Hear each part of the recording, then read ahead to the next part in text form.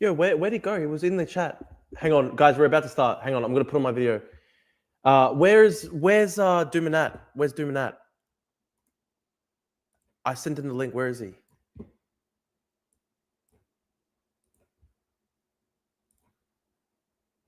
I'm waiting for him to join. Hang on.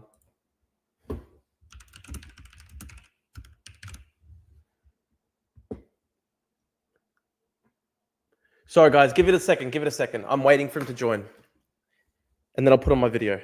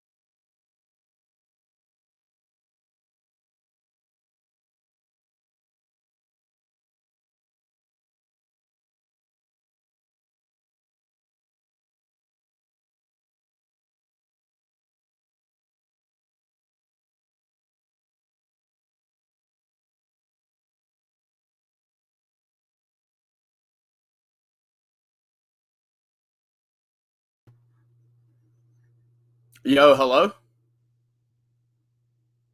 I can't hear you.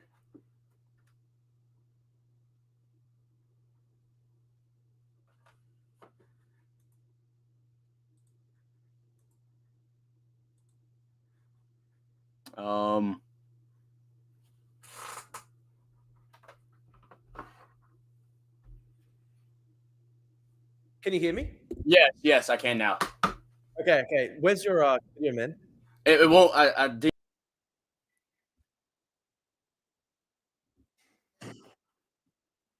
We need your video. You there? We're waiting for video.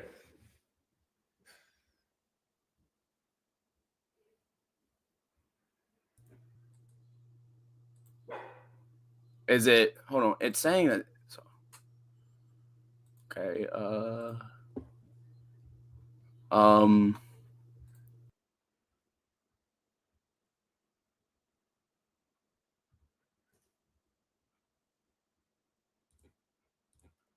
I think Dumanat's having some trouble connecting.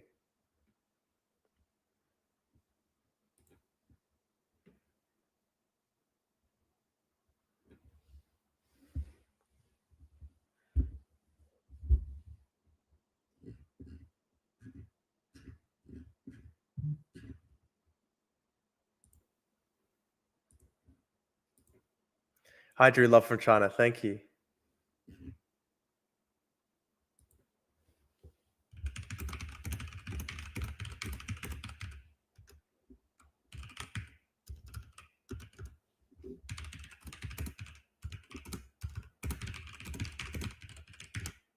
Oh yes, he's got a camera. All right, we're good. All right, we're good. We're good. We're here. How are you? Good. How are you? I'm You're- good, man. So whereabouts in America are you from? I'm from the South. Cool. Whereabouts in the South? I'm from Mississippi. Okay, cool, Mississippi. And you are you in college or? No, I graduated high school last year, and I took a gap year. So I should Okay, be nice. starting. Should be starting uni in the winter. Oh, nice. Okay, nice. Sorry about the technical difficulties joining up. You're good. You're good. Cool.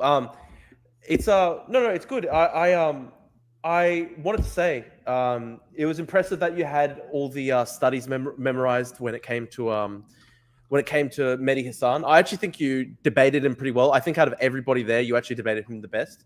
But I was going to say, I think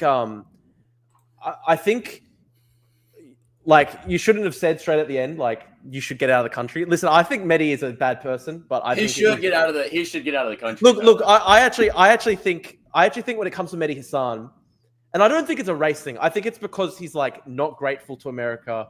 He clearly has like hatred for like the sort of the majority population of America. I don't think he likes white people very much. So but I think that is a race thing, though. That's a race thing. Well, I don't think so because I think there are some people from different backgrounds who are patriotic migrants and love the country and stuff like that. I don't think Medhi Hasan loves the country, so I think he's actually probably one of the worst migrants you could ever pick. Listen, I don't like Medhi Hasan. He specifically doesn't like the country because of a race thing. He's from India. Well, I agree. I agree. He doesn't like the country because he's like a brown guy who thinks that America's racist. Okay.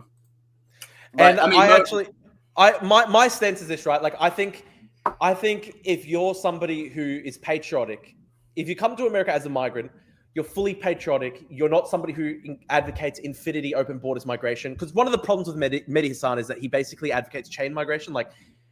They come to America, but that's not good enough for them. They have to say, no, there's no such thing as America. There's no such thing as American people or an American culture. We should completely dissolve the country. I think that in particular is why I had the white hat and I actually went to Uniqlo and bought like a pink jumper and a white hat to start the debate. Here, I can actually hold on. I can grab the hat. Give me a second. Yeah, grab the hat. I actually like legitimately went and got a hat. I legitimately like I went to the shops and bought a pink. I tried to get a pink polo. I couldn't find a pink polo, but I got a pink jumper and a white hat. I thought it was funny.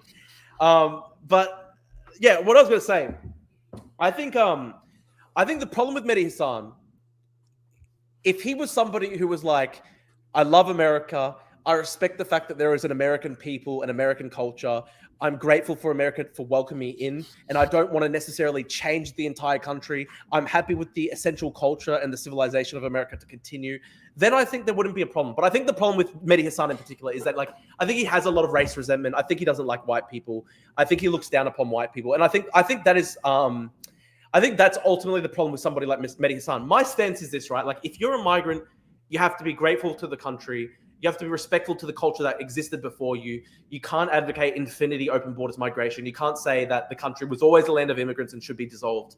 If you're somebody who comes to the country, fully assimilates, you basically pull the drawbridge up behind you. You don't necessarily say that you have to have infinity migration. Then I think that's okay. That's my personal sense. That's where I am a bit more of a civic nationalist, because I know you're like a full-blown white nationalist, and I don't know where you draw the line. I don't know whether you think that having any non-white people in the country is wrong, or whether you would accept some level of it. My stance is this, right? Like, I don't think people should be judged based on race, but I do think that if people migrate to the country, they should be respectful to the fact that it is existing as a country that existed before them. I think this is one part where I got attacked a lot when I commented on this online. I said that Medhi Hasan, he migrated to America in like 2018 or something like that. He only became a citizen like 2 years ago. And he was saying that he was just as American as somebody with like 400 years of history in the country. I thought that was wrong. And I actually don't think of it as a purely white thing. I actually think it's the same when it comes to African Americans or even, say, Native Americans. If you've got hundreds of years in the country, I think whether you're a white European or you're a Black American or you're Native American, if you've got hundreds of years in the country, you're more American than somebody who came 3 years ago. I got attacked a lot for that. So but I don't know. You define it a bit. Let me you should introduce your stance. Let me jump in here. Yeah, you say someone that's been here for hundreds of years is more American than somebody else. I mean, you say that, but then you say you're a civic nationalist. So the question is there, like, in what sense are they more American than somebody else if you're not hitting at some type of ethnic thing? I mean, when I joined, I think it's hold on, just for a second. Yeah. And then you ask me what is an American. I mean, we know an American when we see one, and we know a Black American specifically when we see one, or a white American when we see one. We know where the line is. The line has already been drawn. It was drawn before I was born or before you were born. And now the question is, you say, do you want some white people here? Is any non-white people here? Is that bad? Listen, we have enough, frankly. So the line has already been drawn, and we keep going over that line. And it's time to completely seal it. What would you like to see in terms of demographics in America? Like, what's your ideal demographics for America? Ideal demographics? I think there should be a white supermajority. Okay, like what would that look like in terms of percentages? What it looked like before 1965. What was it before 1965? Was it like 80% or 85%? 80, 90, something like that, yeah. Okay. So you're happy with like some level of, I guess, cultural diversity, multiracial. It's not like I'm okay with some of it. I don't really deal with these abstract notions of what I would like to see. I mean, I would like to see America what it was, the vast majority of the history it's been here. The point is whites are facing replacement. We're facing being a minority. Our destiny is frankly really not in our hands anymore. And, that must be stopped. White people must say, we have an identity. We are a valid group, and this is our country. And frankly, it's not yours. Let me ask you this, right? So obviously there's an argument that sort of like white identity politics have risen up in relationship to, say, like Black identity politics and identity politics from other groups.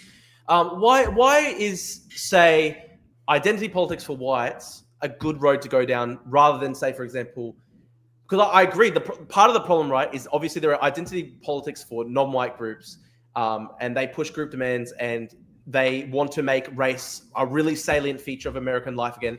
There are some people, I don't know, for example, like Tucker Carlson, where he basically says we should go back to where it was in the 80s, where like there was obviously multiracialism in America, but at the same time, race was less of a salient thing. There wasn't really identity politics as much for not just white people, but also for Black people and also like that. Like, why would you say identity politics for white people is the right road to go down, rather than saying there should be no identity politics for anybody? Yeah, well, the reason why white people should do identity politics is because white people are discriminated against on an institutional level. They're not going to look at me and say, oh, he's a guy with like maybe some Italian admixture and see me as an individual with some ideas. They're going to see me as a white person, and they're going to see all the other white people as white people, and they will be collectively discriminated against because of the fact they're white. And so that type of animosity justifies white people collectivizing and fighting for our own interest. So theoretically, if there was a way where you could magically stop identity politics for other groups, if there were no identity politics for other groups, you would theoretically say it's permissible or acceptable for no white identity politics to exist. Are you saying it really should only exist as a sort of defensive thing in response to identity politics from other groups? Listen, what other groups do is outside of the question. I'm concerned with what white people are doing, and for white people to be able to preserve their very own existence, they must engage in white identity politics. So explain that for us, what that means. It means white people collectivizing on the basis of their ancestry and on the fact that they are from Europe and fighting for their own interests, advocating for their own interests. Okay, and out of interest, like, how do you actually draw the line of white and European? So, for example, we all know, like, hold on, wait. Yeah, you know I'm white just by looking at it. Yeah, of course. Yeah, we know a white person. I know. Well, like, here's why I asked this, right? Because they're obviously like Nordic supremacists. So, for example, like my family background's Greek Cypriot, and a lot of people online they call me Turkish as a joke and stuff like that. But like I actually have seen like legitimate like sort of white supremacists say, well, Italians and Greeks are not properly white and stuff like that. So Yeah, where do you actually draw the line? I draw the line where Columbia University draws the line when they decide who they do and who they don't let into their university. That's where I draw my line. If you look white and other people perceive you as white, you're white. Okay, well, that's interesting. It's funny for me. It's it's personally funny because, like, I will get far right guys say, "Drew, you're not white. You're Turkish." Blah blah blah. But then at the same time, when leftists want to attack me, they call me a white supremacist or they call me like a white identity guy or whatever. So for me, it's a strange thing. I think it is interesting. I guess you would accept that it is a bit of a fuzzy line sometimes, right? Because I guess historically there were some groups that are seen white today, but maybe were seen less white in previous times. Even if they weren't, well, first of all, I don't think it is the case. Most people that are considered white today were considered white historically, but even if they weren't considered white back then, they're considered white now, and that's what I'm interested in. Okay, well, this is interesting, right? So, this is one area where I want to question you, right? So I know you're like fully pilled on the JQ, the Jewish question, all this stuff. Yeah, I would like to talk about. Yeah, we can talk about the Jews. Obviously, I don't want to get the stream taken down, so let's be very. I'll be PG. Yeah. Okay.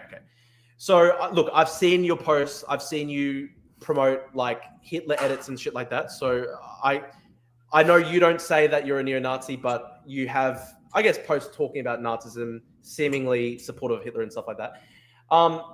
Now, when it comes to this, right, you're obviously, it seems from your posts that you're quite anti-Jewish and quite anti-Semitic, and I think you're probably open about that. Now, here's the question, right? Like, when you look at how the left organizes today in like at these protests, the Palestine protests and stuff like that, it's very obvious that they actually perceive Jews to be white, and the reason that they hate Jews and the reason that they hate Israelis is because they think that they're white. So I'll give you an example, right? I'll give you a good example. In Australia, there was a protest like 3 days ago, and they protested on the Sydney Harbour Bridge, and they were marching down Sydney Harbour Bridge with Islamic flags and all this stuff. And then they had a rally in Melbourne, and they had an Indigenous activist speaking, and he was like a far left extremist activist. And he was saying, he literally said, I can literally quote it for you. His exact words were, "We were colonized in Australia by the same people who colonized Israel. It's white people. We need to oppose colonization in Israel, just like we oppose colonization in Australia." And essentially, a lot of these people on the far left, they see Israel as a white European colonial project, and they hate Jewish people because they see them to be white. So how do you work that out within your sort of like Jewish Well, first of all, leftists hate Israel like with their bad behavior, which they think white people do. And that's not the same as hating Israelis because they're white. The primary reason they hate Israelis is because they're bad people. And I would further I don't think that's true, dude. Like, I can point you. Hold on. Let me. Okay, you talk. Okay. Yeah. In the United States, the biggest organizers for anti-Israel stuff is Jews. It's Jewish Voices for Peace. A lot of them disagree. Yeah. No, it's not. Even you can go to the ones that aren't backed. Even the they ones do exist. They do exist. I agree with you. That look at the biggest anti-Israel intellectuals. It's Chomsky. It's Finkelstein. Like, first of all, it is Jews that are dominating a lot of the anti-Zionist. I don't think it's dominated. I think it's honestly, this is how I see it, right? The way I see it is, it's like all ethnic groups. There are white self-hating leftists in the same way that there are Jewish self-hating. But they're not self-hating though. Finkelstein says, as soon as Finkelstein or Chomsky or any Jew who's anti-Zionist starts talking about Israel, the literal first thing they go is, as a Jew, I think this. They're coming at it from a perspective of Jewish identity. You can find a lot. When was the last time you heard a white person say, as a white person, I think this? White people don't do that. No, look, I see this happen a lot of the time, and you can see this from the more you would be familiar, right, with, you know, for example, conservative Zionists in America, like people like E.L. Jacoby and stuff like that. They will straight up call the Jewish self-hating leftists capos and stuff like that. They'll literally say that they're traitors, and like they basically, their argument will be, these people are basically, they don't practice as religious Jews. They basically are. That's their argument. I'm not exactly saying that argument myself, but I'm just saying, like, the conservative Zionists will talk about self-hating Jews, and they'll basically say these people don't properly practice. Like for example, when you mentioned the Jewish Voice of Peace, there have been incidents where like the Jewish Voice of Peace on American university campuses have like they've said like, oh, we're going to hold like a religious Jewish ceremony for Palestine and stuff like that. And then people will point out like they haven't written the actual like Hebrew correctly, like really basic mistakes about the Jewish religion these people will make because they're basically the formative executive president of the Jewish Voices for Peace was literally married to a Israeli intelligence agent. Like I don't know where you're coming from. They're not really look. I don't know. I don't know about that. Listen. They think they're Jewish, right? And they have their own conception of Jewishness, and they identify as Jews. That's why it's called Jewish Voices for Peace. So they're Jewish. Yeah, sure. I know that they're Jewish. I'm just saying, if you look at the average protest, like here's a good example. Let me put this on my screen. Actually, this I thought this was funny. So I noticed this on TikTok. I'm going to bring this one up. Hang on. So, hang on. Okay. I'm just pointing this out to you. Okay, where's this? Okay, I want to. I've seen this. Oh, you saw this? Okay, so yeah, this was the guy. Just like Israel, Australia does not have a right to exist. A colony for 237 years, the same colonizers that colonized Palestine. So I don't know whether they think that apparently the Jews colonized Australia, but basically, the reason they say this is because they collapse Jewish people into white. We share the same story. We share the same colonizer. They gave it to Israel, just like Israel, Australia does not have a right to exist, blah, blah, blah. So like this is the type of argument you see on the far left.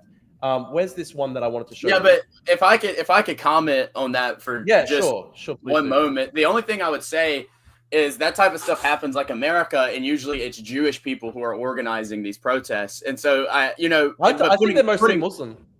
No. One of the biggest organizers is JVP. But the thing I'm going to say is these people literally get kicked out of the country. Hold on. These people literally get deported and kicked out of the country while the federal government forces universities to literally bend the knee. Like there was an article in The Four the other day. It says Trump bans DEI except for Jews. And they literally wrote it into the case, the suit, whether it be for Brown or for Columbia, they did it for both, that universities must give special preference for Jews. So whatever these people think, it's definitely not a reflection of the actual system and status at hand. And mind you, college universities are, we know who are involved with them. But yeah, Jews aren't like this. Jews get special privileges. These people get like literally kicked out of the country.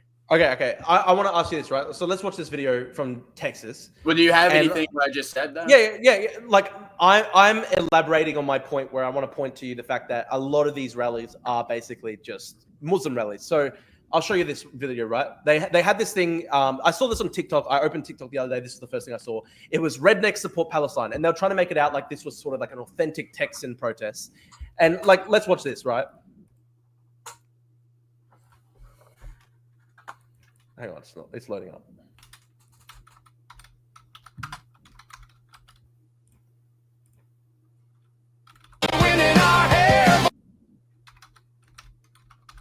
Like, as you can see, the demographics of this protest, like, they're not necessarily like, okay, here's a good question, right? Are these guys from Texas? That looks like a black guy, probably. Palace. Like, do you reckon these people are from Texas? No, but you understand it's your ideology. See my point. It's not necessarily my ideology because I'm not open borders anymore. I've gone a lot more conservative. No. Dude, when I was I'll explain this, right? Like when I was 19, I was a socialist when I was 19. When I first started out, I was a Bernie Sanders supporter when I was like 16. And I've been fully doom-pilled about, cultural changes and mass migration, all this stuff over the past year or two, especially things like the grooming gangs, the crazy Islamist extremists doing Hamas rallies in Australia and America and all this stuff. So I've changed.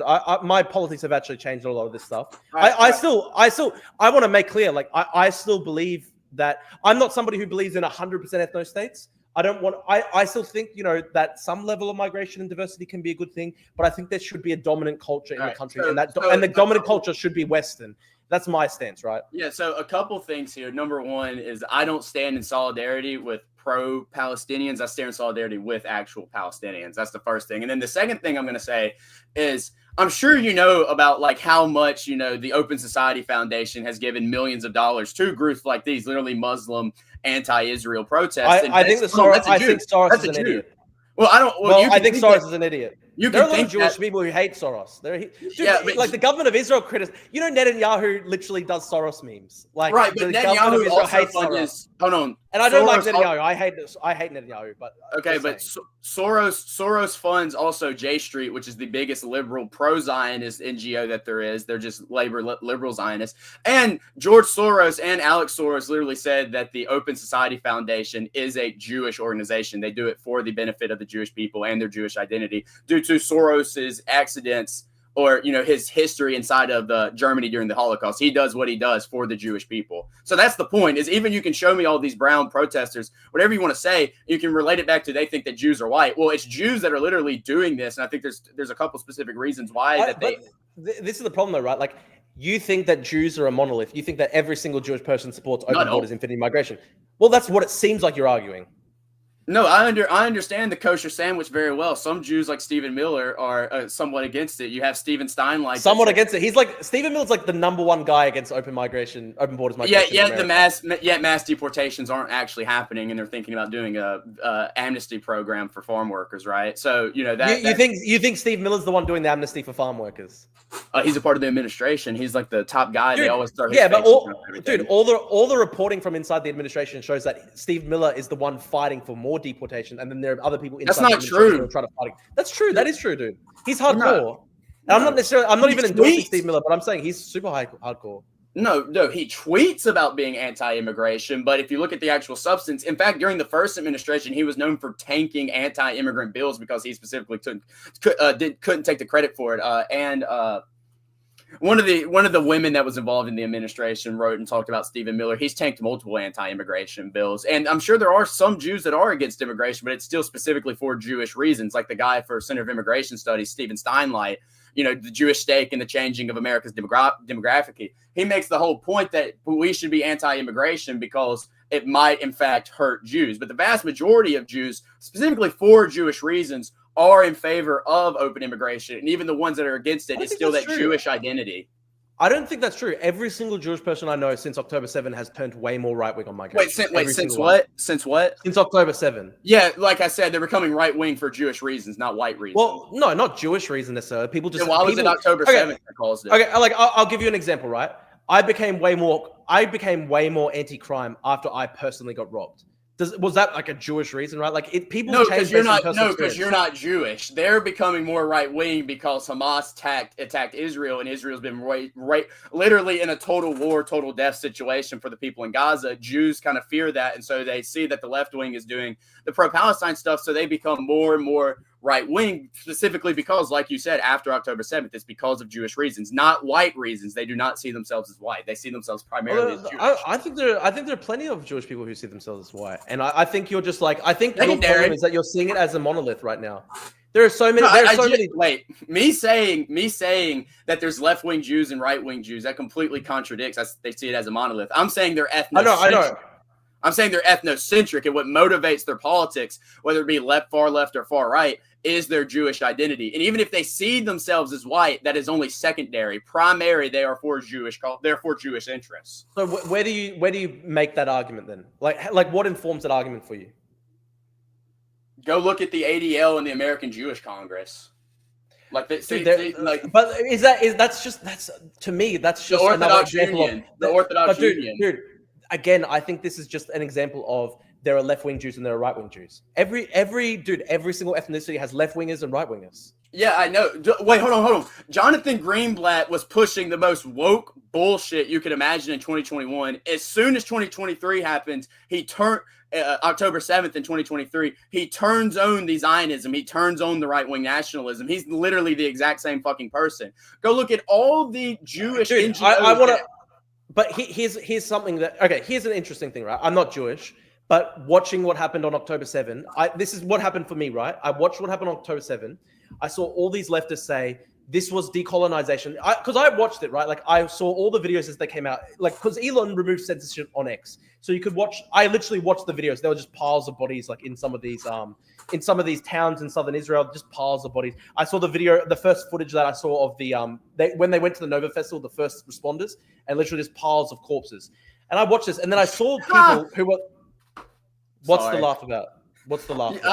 Well, do you feel the same sympathy when you see the piles of corpses in Gaza? Do you feel the same sympathy I think it's horrible, dude. I think it's a horrible war. But do you want to let me finish? That the Jew? Oh no, but it's the Jews. Do you want to let me finish it?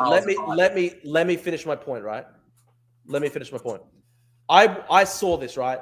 Piles of corpses, and then I saw all these left wingers at my university who I thought were my friends, and they came out and they said, wow, this is the best day ever. This is decolonization. This is what we want to do to Australia. This is what we want to do to America. This is what we want to do to New Zealand and Canada as well. And then that's literally what made me turn more conservative on migration culture. Because I watched that, I was like, okay, wait, these guys are not just memeing when they're talking about decolonization. This is what they actually believe in. They want to kill white people, basically. Yeah, I think that's nonsense. Almost all the big leftists came out. Like AOC has refused to call it a genocide. The Democrat Socialist Party refused to call it a genocide. They remain more neutral. And you can go down through basically the Democratic Party. The Democratic Party, Joe Biden, the biggest woke president that we ever had. He was president during October 7th, and he's the one, and Anthony Blinken, that were totally behind the support for Gaza. Like, I'm talking about the college culture. I'm talking about the culture and the college kid. I'm talking about our generation, dude. Because obviously, you're bringing up random people that have no systematic power. No, dude, not random people. We're of the same generation, right? Our generation, all the young white leftists, and also the other young brown leftists, for that matter. Is AOC not also part of our generation? Is Democratic Socialist? Oh, she's a little bit older. She's a little bit older, and also she's got different. She's responding to different dynamics because she's literally because she's in power, and she's in power, responding to something different. That should tell you exactly what the point is. But dude, I'm talking about the culture right now. I'm not talking about the government. Obviously, the government of America is pro-Israel. Yeah, the culture hates Israel.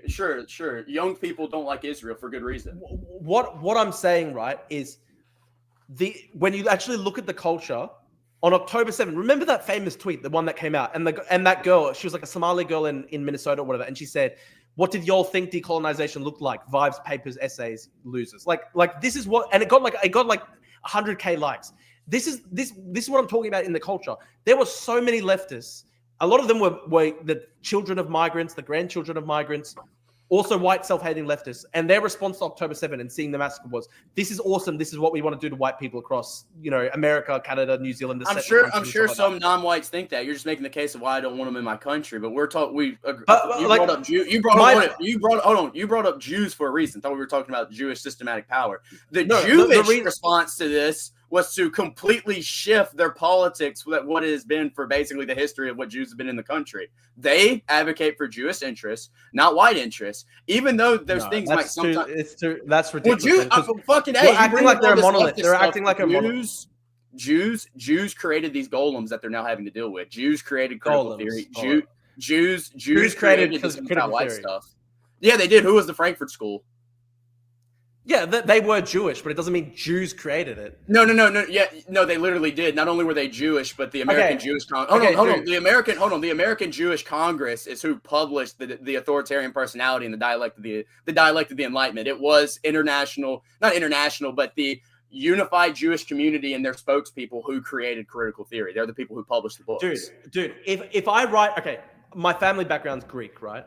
If I start writing books, are people going to start saying, "Oh, the Greeks did this"? Like, if the unified Greeks of America published your book, yeah, they are going to say that Greeks think that. Yeah, it's a 100% justified thing to think. I just think it's so ridiculous to say that like all Jews speak with one voice through the fucking cultural, like through like the Frankfurt School. Like that's retarded, dude. No, but the biggest Jewish ethnic advocacy group at the time, the American Jewish Congress, is who published their books. Horkheimer was a board member. Horkheimer was a board member of the American Jewish Congress. And yes, Jews have been historically a very left-wing group. They dominated the New Left. They dominated the civil rights movement. They're responsible for the golems that they've created that are now revolting against them. That's on them. That's not on me. Dude, this is where it becomes retarded because you get parts of like the Groyper right, and their assumption is that like white people are like slaves to the Jews, and that's retarded. It actually just removes all agency. But this is the type of mindset what we're dealing with. You basically pretend that like I'm doing the opposite. Dude, let me explain my point. There are people like so many white leftists were involved in the process of supporting mass migration and opening up the borders and all this stuff. And then you just ignore all those people and just be like, "Oh, well, they were just like swindled by the Jews, or they were just like mind brainwashed by the Jews." Jewish groups are like a tiny proportion of the overall trend in culture. That's not And true. Okay. I hate this idea. I hate this idea. This is where it becomes retarded, where the argument is that basically the only people with agency in the world, the only people who produce culture in the world are Jews. That's actually retarded. I never said that. I never said that. I'm saying that Jews are who cause, because of their overrepresentation and elite statuses. But you're saying they caused it. How do you know that they caused it? I'm saying they caused a shift in the consensus because they were so overrepresented in these positions of whether it be academia, whether it be socioeconomic elites, whether it be organizing these organized Jewish efforts that Jews poured tons of money into. That caused a shift in the public consensus because they were so overrepresented in the elite status. I'm doing the exact opposite of what you're claiming me to do, which you're trying to come here and argue me about. I'm saying that white people should stop thinking of themselves as individuals, stop being slaves to their own desires, and should collectivize with other white people to fight against the system that opposes their interests. I'm doing the exact opposite you're accusing me of doing. Okay, so what if there are Jewish people who say, okay, we're white, and we see that there are all these leftists who hate us because they think we're white, and we're going to say, let's lower the migration rates. Are you going to say, no, you're evil, you're the Jew, you're part of the international globalist conspiracy? Like Bronze Age pervert that says white people shouldn't be ethical about their nationalism and that whites aren't actually real Native Americans, like that guy. Like you're just making up Jews inside of your head that don't fucking like do that. there's so many conservative Jews who basically want to completely shut the border. I know so many people like that. You got the most Jewish presidency right now that we've ever had. Most Jewish presidency. Yes. Okay. Tell us about this. Tell us about. Explain your theory of Trump. So you don't like Trump? You think he's Jewish or whatever? Of course. He's been given multiple awards.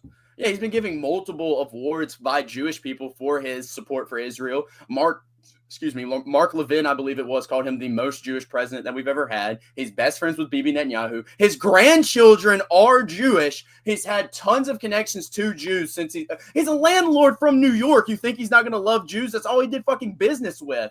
And he's the most Jewish president. He is the president that's had the most sympathy for Jews in the history of our country, which is saying a lot. And he ran on a ticket of mass deportation, and you're getting worse numbers than the fucking Obama and Biden presidency. That's your Jewish anti-immigration shit right there. Yes. Okay, so what would you have done at the election? You think Trump's not anti-immigration enough? Are you the only person in America who thinks that Trump is not anti-immigration enough? No, there's a reason why you're seeing Trump's support and his approval dropping amongst young Republicans specifically for this reason. He's not doing the things he promised. Like what about, for example, like Trump literally forced Israel to turn its jets back, not fight with Iran. He said, "I'm not happy with Israel," and you're saying he's the most Jewish president. Didn't we bomb Iran? Yeah, I mean, yeah, but he stopped. Okay. He did specifically halt the war, though, did he not? No, I do not think that's what halted the war. If you think Trump saying, I don't know what the fuck Israel's doing is actually what stopped them from engaging in the war, that's ridiculous. Trump did exactly what the Jews wanted him to do with bombing Iran. Was that not an extremely unpopular position in America? Of course. I actually think taking out the nuclear plants were good. It didn't lead to a wider war, and it stopped them from getting nuked, so it's actually a good thing. What the fuck? Okay. Putting that aside, I didn't ask for your opinion, okay? Cool. I said, what did Americans think? And Americans did not think it was a good idea, okay? We have the polling about this. The vast majority of Americans did not support that move, and he did it anyway. And that's that. Okay, that was in Jewish interest. You just said that was in Jewish interest. So you think the only reason that they bombed the Iranian nuclear plant was Jewish interests? Why else would they do it besides for Israel? I don't know, dude. Maybe because Iran has been an enemy of the United States for 50 plus years. Why don't we bomb North Korea? Their leader constantly chants death to America on television. They literally took American diplomats hostages. Like these are the most hostile states. When did the Ayatollah keep American diplomats hostage? Dude, are you kidding? During the Iranian Revolution, are you not familiar with the Marxists who have no power in Iran did. That's true, but you got to remember something. The Iranian Revolution was a broad front. It was not just a bunch of radical Islamists. There was Islamicists, there were somewhat moderates, and there were Marxists. It is true that they killed the Marxists. The Islamists killed the Marxists. Yeah, they have no more power. They have no more power anymore. So why would you mention that? No, you're wrong because for example, Raisi. You know, Raisi, for example, like a lot of the senior clerics that currently dominate Iran were students who were involved in the anti-American embassy protests, and they helped take the American hostages. They help. So okay. So what? Why does that mean we fucking bomb them? So what? No, I'm giving you an example. Russia? I'm giving you an example of how Iran is an enemy state to America. That doesn't mean you fucking bomb them. That's not what that means. Well, There's plenty like, of anti-American states. A country for 50 years says death to America, and you want them to get nukes. That's retarded. Why would you want them to get nukes? It's in America. It's literally it's in America's national interest for Iran not to get nukes. Would you not agree with that? No, I don't actually think that. No, but this is as an American. If you're an American nationalist, why would you want any country to get nukes that doesn't currently have nukes? So should we like bomb North Korea to prevent them from getting their nuclear weapons? Well, so for like, getting more, should we nuke them? Like should we bomb them? Right? Okay, hypothetically, say there's a country. It's not Iran. Let's just say a country X does not have nuclear weapons. I don't even think that's true about Iran, by the way. Let me see this real quick. What parts? What part?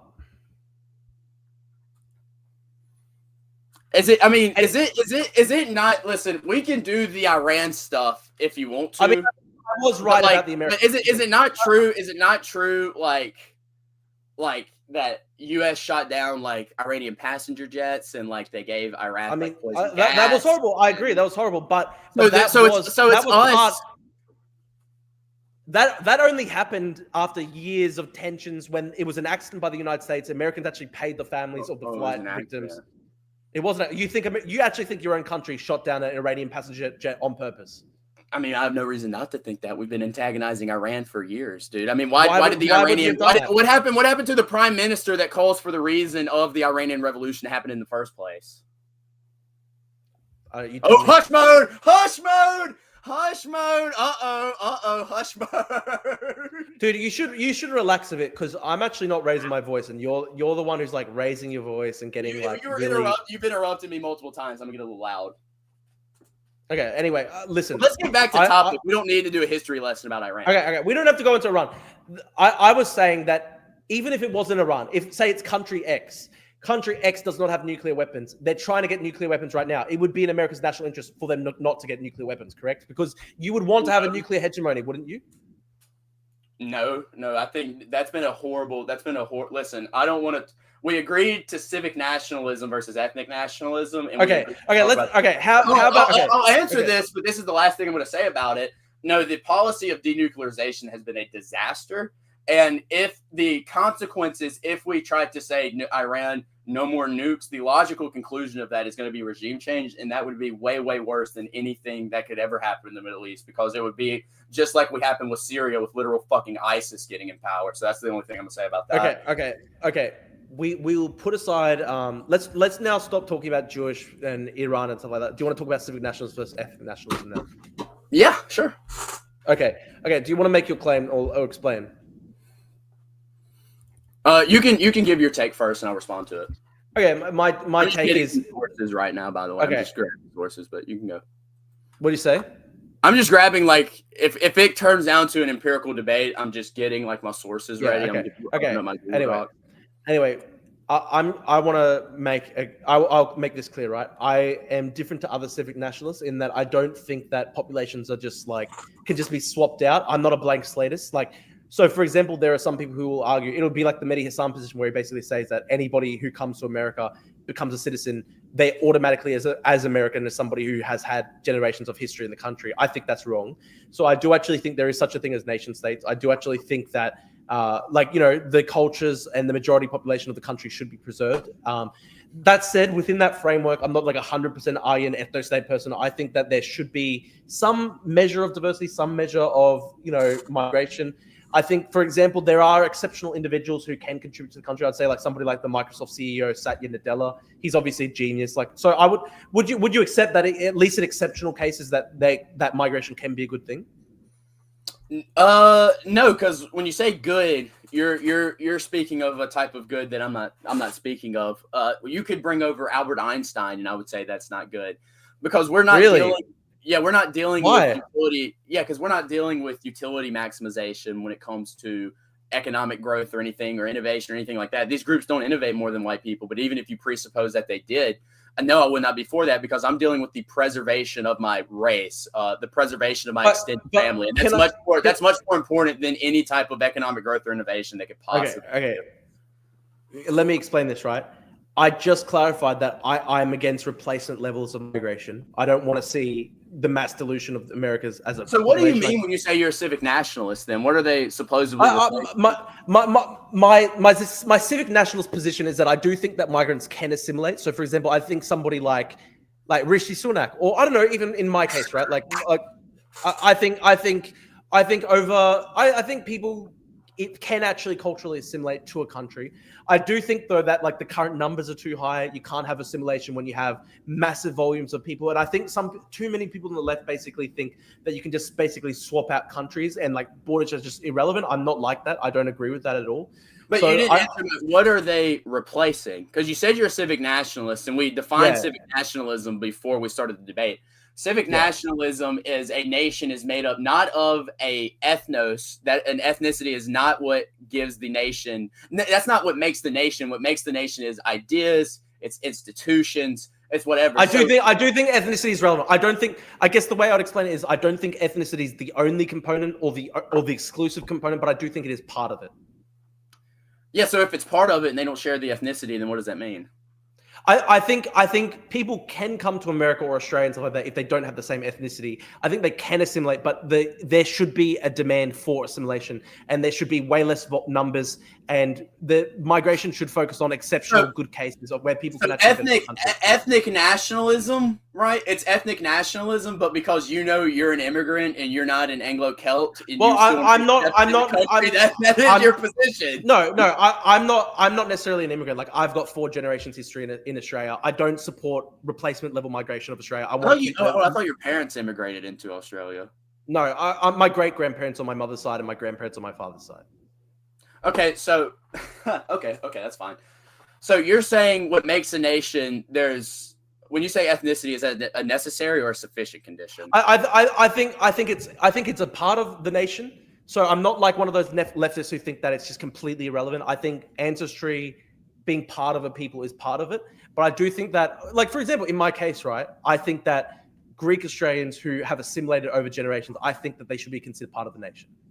Why? I don't know. Like, why shouldn't I? I mean, I completely think the same as any other Australian. I'm asking you why. It's not why shouldn't you be? Because you never were. You would have never been considered an Australian up until about 40, 50 years ago. Like same thing with the Hispanics in the United States. They never would have been considered American. It's you that wants to change the definition of Australian or American. I'm actually explicitly not trying to change the definition of Australian though, because I still think overall Australia should. No, because I think Australia should still be a Western country, and I'm against great replacement levels of migration. What was the historical policy about Australian immigration and who could be a citizen? What was Australia? Let me explain that to you. Australia. No, what was it called? No, obviously there was the white Australia policy in Australia. But my family. You want to change that. You want to change that. Well, Greeks were actually accepted under the white Australia policy, and listen, it's not about you being Greek, okay? It's listen, and also, like 90% of other Australians, like 90% of white Australians, I think that migration shouldn't be explicitly exclusive on race. I think people from different races can come to the country, but they must assimilate, and it should be in small numbers so that they can assimilate into a broader culture, into the broader community, rather than just having replacement levels. But you understand that you need an ethnos for there actually to. Well, first things first is all non-white immigration is replacement migration. That is going to replace at least one community. No, not necessarily, dude. Okay, let's just have a hypothetical, right? Imagine non-white immigration to America was 3 people. Is that replacement? Of course it's not. They're going to be. Do you want to explain how it is? 3 people. 3 people. Well, we have evidence. We have evidence for this. Actually, it's called the white flight phenomenon. So what happened is when black people, when black people moved up north, right, and they started living in white communities. Literally, for every 1 black person that moved in, 2 white people moved out. So if you have 3 non-whites coming into a white community, yes, 1 white person will be displaced from that community, whether it's if they move. Not necessarily. Okay. So that's just the history of the matter. No, I'm not dealing with your okay. That's a very different thing, right? I'm saying theoretically, we're talking in theory right now. We're talking in abstract. theoretically, Satya Nadella, the CEO of Microsoft, moves into your neighborhood, and that's replacement of Americans. Of course not, because he's one guy and he's got exceptional talent, and he is actually contributing to the country. So I think that's retarded. He's gonna make he's gonna make the place smell like shit, and someone's not gonna like it. Dude, okay, that's just retarded and racist, dude. You crash it out. Can I say this to you, man?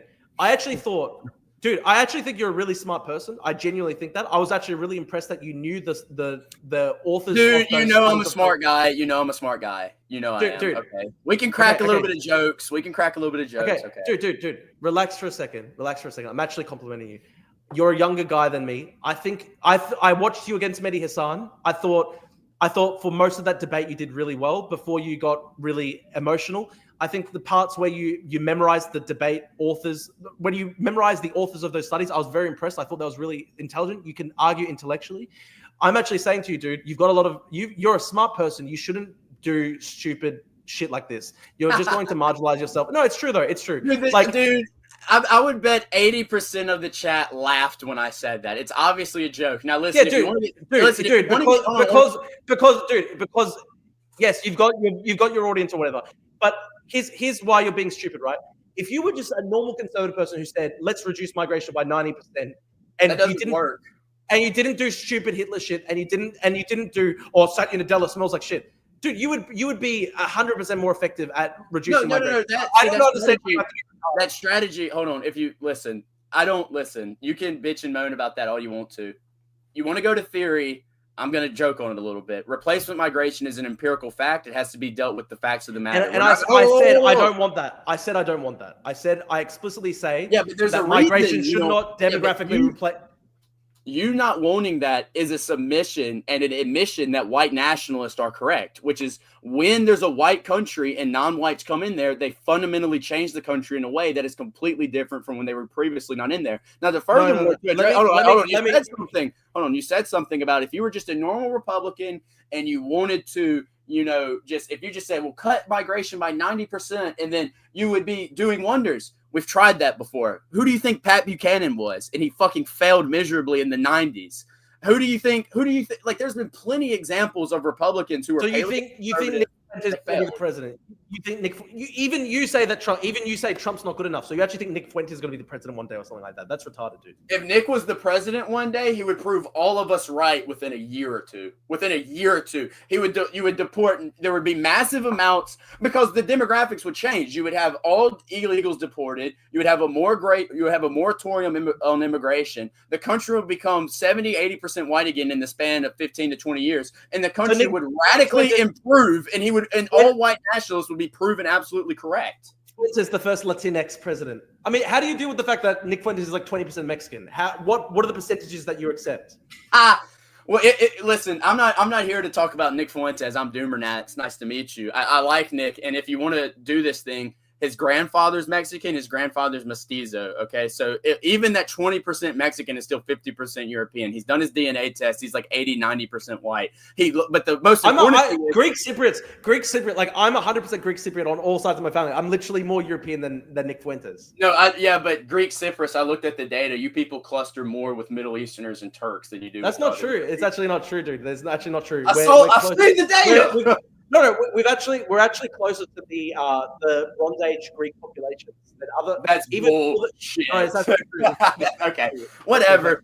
The point is, Nick's a white guy, and if you want to do like this, I'm going to calculate. Well, he's a quarter Mexican. He's a quarter mestizo. That doesn't matter. The system sees him as white, and they actively discriminate against him. That's what's important. So you're fine with white people as long as they're like 60% white. They're white. It has nothing. I don't give a fuck what percentage they are. If they look like me, okay, and they talk and act like me, and they don't act like people who are not me, then yes, they're white, and they're going to be treated as white, which is the most important factor here.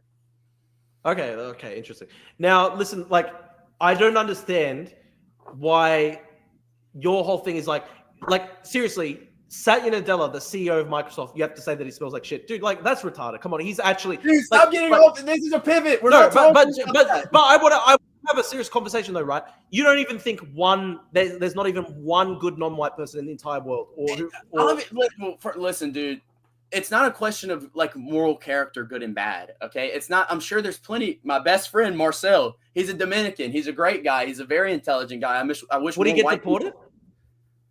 Would he get deported? Well, I mean, probably not. No, with the current administration and where we're going forward, no, he's probably No, won't. but in your ideal system, would you deport your best friend because he's Dominican? Listen. I don't deal with idealized scenarios. That's not what I deal with. But you were talking just a minute ago about Nick Fuentes. If he was the president, it would be the perfect Yeah, scenario. you asked me. I want to ask you what you would do if you had power. What would you do? If you say that your best friend's Dominican, would you get rid of your best friend? This isn't Doomernatt's fantasy. If he was the Fuhrer of America, it's not what we're doing. We're doing what is the current scenario for white people, and I'm telling you what I think white people should do. When white people have systematic power again, then I'll have that conversation. But till now, no, I'm telling you what the problem is, and I think how white people should address that problem. Not what's that one niche, really good black guy that you are asking me. Okay, but I actually want to talk about this though, because you say your best friend's Dominican. How can you be best friends with him if he's Dominican? And I love all people. I love all people.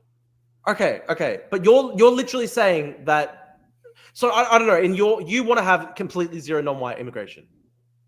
I want a moratorium on immigration and a deportation of all illegals and like a repeal of the Civil Rights Act, and then we could go further with that. If you want like my policy prescription, that's the main three. Okay, so to be clear, like somebody who's Dominican or whatever would be able to stay in your country. What?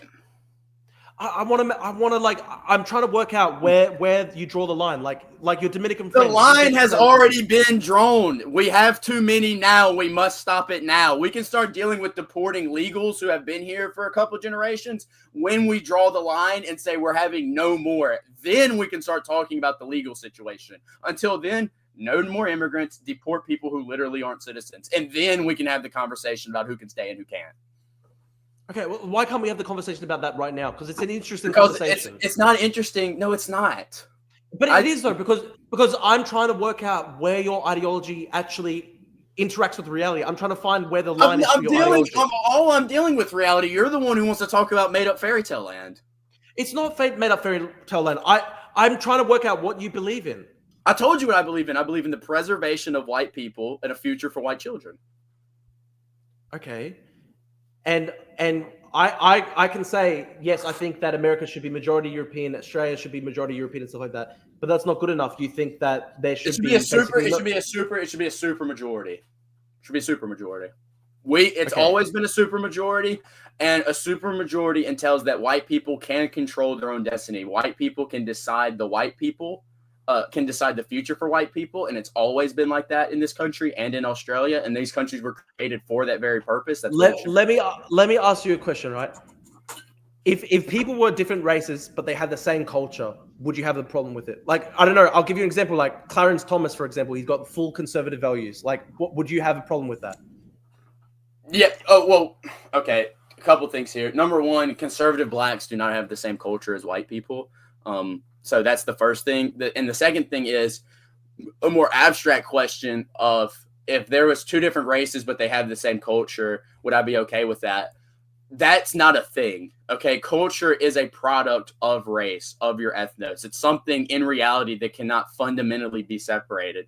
To conserve a culture, to preserve values, is to conserve the people where those values and culture sprang up from, where they came from. Here's a good question. Would you rather have dinner with Clarence Thomas or a white communist? A white communist, yes. Specifically, really? Why? Because those guys are kind of cool and accurate about a couple things. Really? In what way? Like, why would I want to talk to Clarence Thomas? He's he's fat. He's kind of dumb. He's a Republican. I don't really like Republicans. White communists. I mean, white communists are just disenfranchised white people who haven't discovered like what the actual problem is. Like Clarence Thomas is just like the token black the Republican Party carries around, him and Ben Carson. So, by the way, there's a couple other non-whites I really like Grace, she's Korean, and Patrick, Brazilian, whatever. We're a multi. He's a good. What about Arthur Kwan? Would he be deported in your? Who's that? That Arthur Kwan guy who's like a groiper. He's JQ pilled or whatever. He's against the Jews. Oh, I would have dinner with him. Yeah, if you just said he's JQ pilled, I'm fine with that. That sounds good. This guy, Arthur Kwan. So he's like a far right anti-Jewish guy. He's Korean. I would happy with have, him to be in yes, that Korean. Yes, Koreans. Yes, I love my Koreans. Yeah, I'd have dinner with that guy. I You like just said Koreans. he's JQ pilled. Yeah, I'd talk to him. I mean, I'd talk to anybody. So It's not that. So this is a funny thing that I've noticed about like the sort of groypers or even like the sort of far right. I've noticed that like they're actually quite tolerant of being multi-ethnic as long as they all agree in the same thing. So I see that there are black groypers, for example, like Nick Fuentes involves some black groypers. There's that guy with the cape. So like this is what I'm trying to work out, right? Like I'm trying to work out like there might be people who look differently to you, but what if they have the exact same beliefs, values, ideals as you? You still don't like them because of their skin color? I think that's retarded. It has nothing to do with their skin color. It's not even a question if I like or dislike them. I already told you what I'm interested in. I love myself and I love my family, and I understand that me and my current family is a part of my extended family, which is my race. I come from a long line of evolution that started in Europe, and that's what I want to preserve. I'm not interested in like, is this non-white okay? Is this non-white okay? I mean, I'll troll and entertain it, but that's not what this debate is about. It's about the preservation of white people. I'm interested. What do you think of Candace Owens? She's retarded. Really? What? In what ways? It's the frankest. I mean, she obfuscates. She has own. The Franks. The Franks thing is very retarded. She's an obvious grifter. She's very obviously very upset with Nick, so she has owned the known homosexual Milo Yiannopoulos, who's a total joke. I mean, she's just a joke of a person, plus a race mixer. So okay. You said you're against race mixing. Tell us about that. Like, what are your thoughts? I mean, I didn't listen. I think people naturally have an attraction to their own race, and I think people are. I think that's healthy. I think that's okay. I think it's completely healthy to have a preference for your own race. I think if you mix race, there's going to be a lot of problems that you're going to have to deal with. Most interracial couples end in divorce. Most interracial couples have less children than interracial is mixed. So, well, anyway, most mixed couples are more likely to divorce. More. Is it true that you had a Latina? Somebody said Duma had a Latina girlfriend. Is that true? That's a buddy of mine. He's retarded.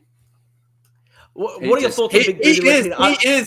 That guy is Mexican. He's trying to sabotage. Don't listen to him. What are your thoughts on big booty Latinas? Can they stay if they're big booty? Listen, the importation of thick Latinas and petite Asians has caused white women to form SS units like never been seen before. Have you seen this? White women will turn racist immediately as soon as there's a good-looking Latina and Asian in front of them, bro. Like, if you want to accelerate deportations, bring in the hot immigrant chicks, and then the whole gang will be gone within like a couple of years. I actually agree with Berlusconi when he said we will let the beautiful immigrant women stay. I agree with Berlusconi when he said that. That was a nice comment. What, dude, this is just Gooner at this point. Are we? No. So, but would you really deport the big booty Latinas? Okay, I'm not sorry, dude. I'm not fixing a goon post with you. We're not gonna do this. Okay. I just think it's. I think it's horrible. I think it's horrible to say. Even someone said in the chat, this guy grew up on KKK's website and Stormfront Lamau. Hey, the right stuff.biz. That's where I grew up at. TRS, the right stuff. And what's that? That's where I. What's that? You should check it. You should check it out. You said earlier that white communists are like disaffected white people who haven't found the path yet or whatever. So explain that idea. Yeah, white communists are just disenfranchised, alienated groups of people, white people who have misidentified the problem. They think it's a class problem. They think it's the proletariat versus the bourgeoisie. And while they understand that there is a problem with the system, I just want to say I'm not making fun of you when you said that. I thought it was just cool with your southern accent when you say bourgeoisie. It's cool. Yeah. Well, they think it's proletariat versus bourgeois. They think in science of class division and class struggle, and it's not that. That is not what we're dealing with. We're dealing with a racial problem. Let me ask you this, Dumanat. So you grew up in Mississippi, and obviously Mississippi has like a reputation, or like, in history, there was a lot of racial struggle in Mississippi and stuff like that. How do you think growing up in Mississippi informed your politics when it came to race? Yeah, because I was surrounded by black people. Yes. And I have I have black friends. I grew up around black people, but So once you have had black friends? yeah, well, that's like my county is close to being majority black. Mississippi's the blackest state in the union per capita. And Okay. what I was gonna say is when you get into multiracial, or even it's more biracial, basically, there's nobody else there besides whites and blacks. Once you get into a highly quote unquote diverse area, that's when the racialism really starts to come out in people. People start thinking in terms of race. It is the more homogenous areas where people don't really think about race. But once you're involved and you live in biracial communities in a biracial town or very multiracial town, you're going to become more racially conscious because you're interacting with it so much more. So yeah, I do think that actually had a role in playing it. So you said that you were kind of like you got radicalized on online forums or whatever, but no, that's not how it happened. That's just where I get my content from. I get it from TRS and I watch Nick Fuentes. Oh, you watch Fuentes, so you are a grouper. Okay. So look, this is interesting though. Like were you always like this, or when did you become more right wing? I read the bell curve when I was 13 years old, and ever since then I've been like this. So like what's your thinking when it comes to black Americans then? Like, because obviously they are part of the American nation. They've been in the country for 400 years. So black people should decide for black people. I'm not going to go tell black people what to do. But they can decide that from themselves. I'm involved in prescribing and describing the problems for white people. Okay. I'm not involved in that. Would you accept that black people are part of American nation? Well, specific. Okay, so this is kind of an interesting question. I see black people as not necessarily. So you can see America almost like the Chinese civilizational state in a sense. There's Han, which is the core that's been the vast majority, but there is small ethnic groups there that have almost their own society. They have their own communities. They have a really different culture. You can view America or Russia is very similar. The core of America, the vast majority of its history has been white, and that's what they identified Americans as. And we've had a history with minorities due to like slavery and then the Native Americans. It's not that they could be even considered a different nation because they're vastly different than white Americans. They interact with each other much more. They're so different in uncountable ways. It's hard to consider them the same nation. If they're their own nation, then what is that nation? And then how does America go forward with?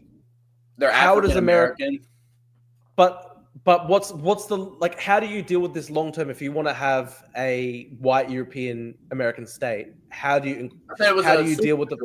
I said it should be a supermajority, but blacks have always.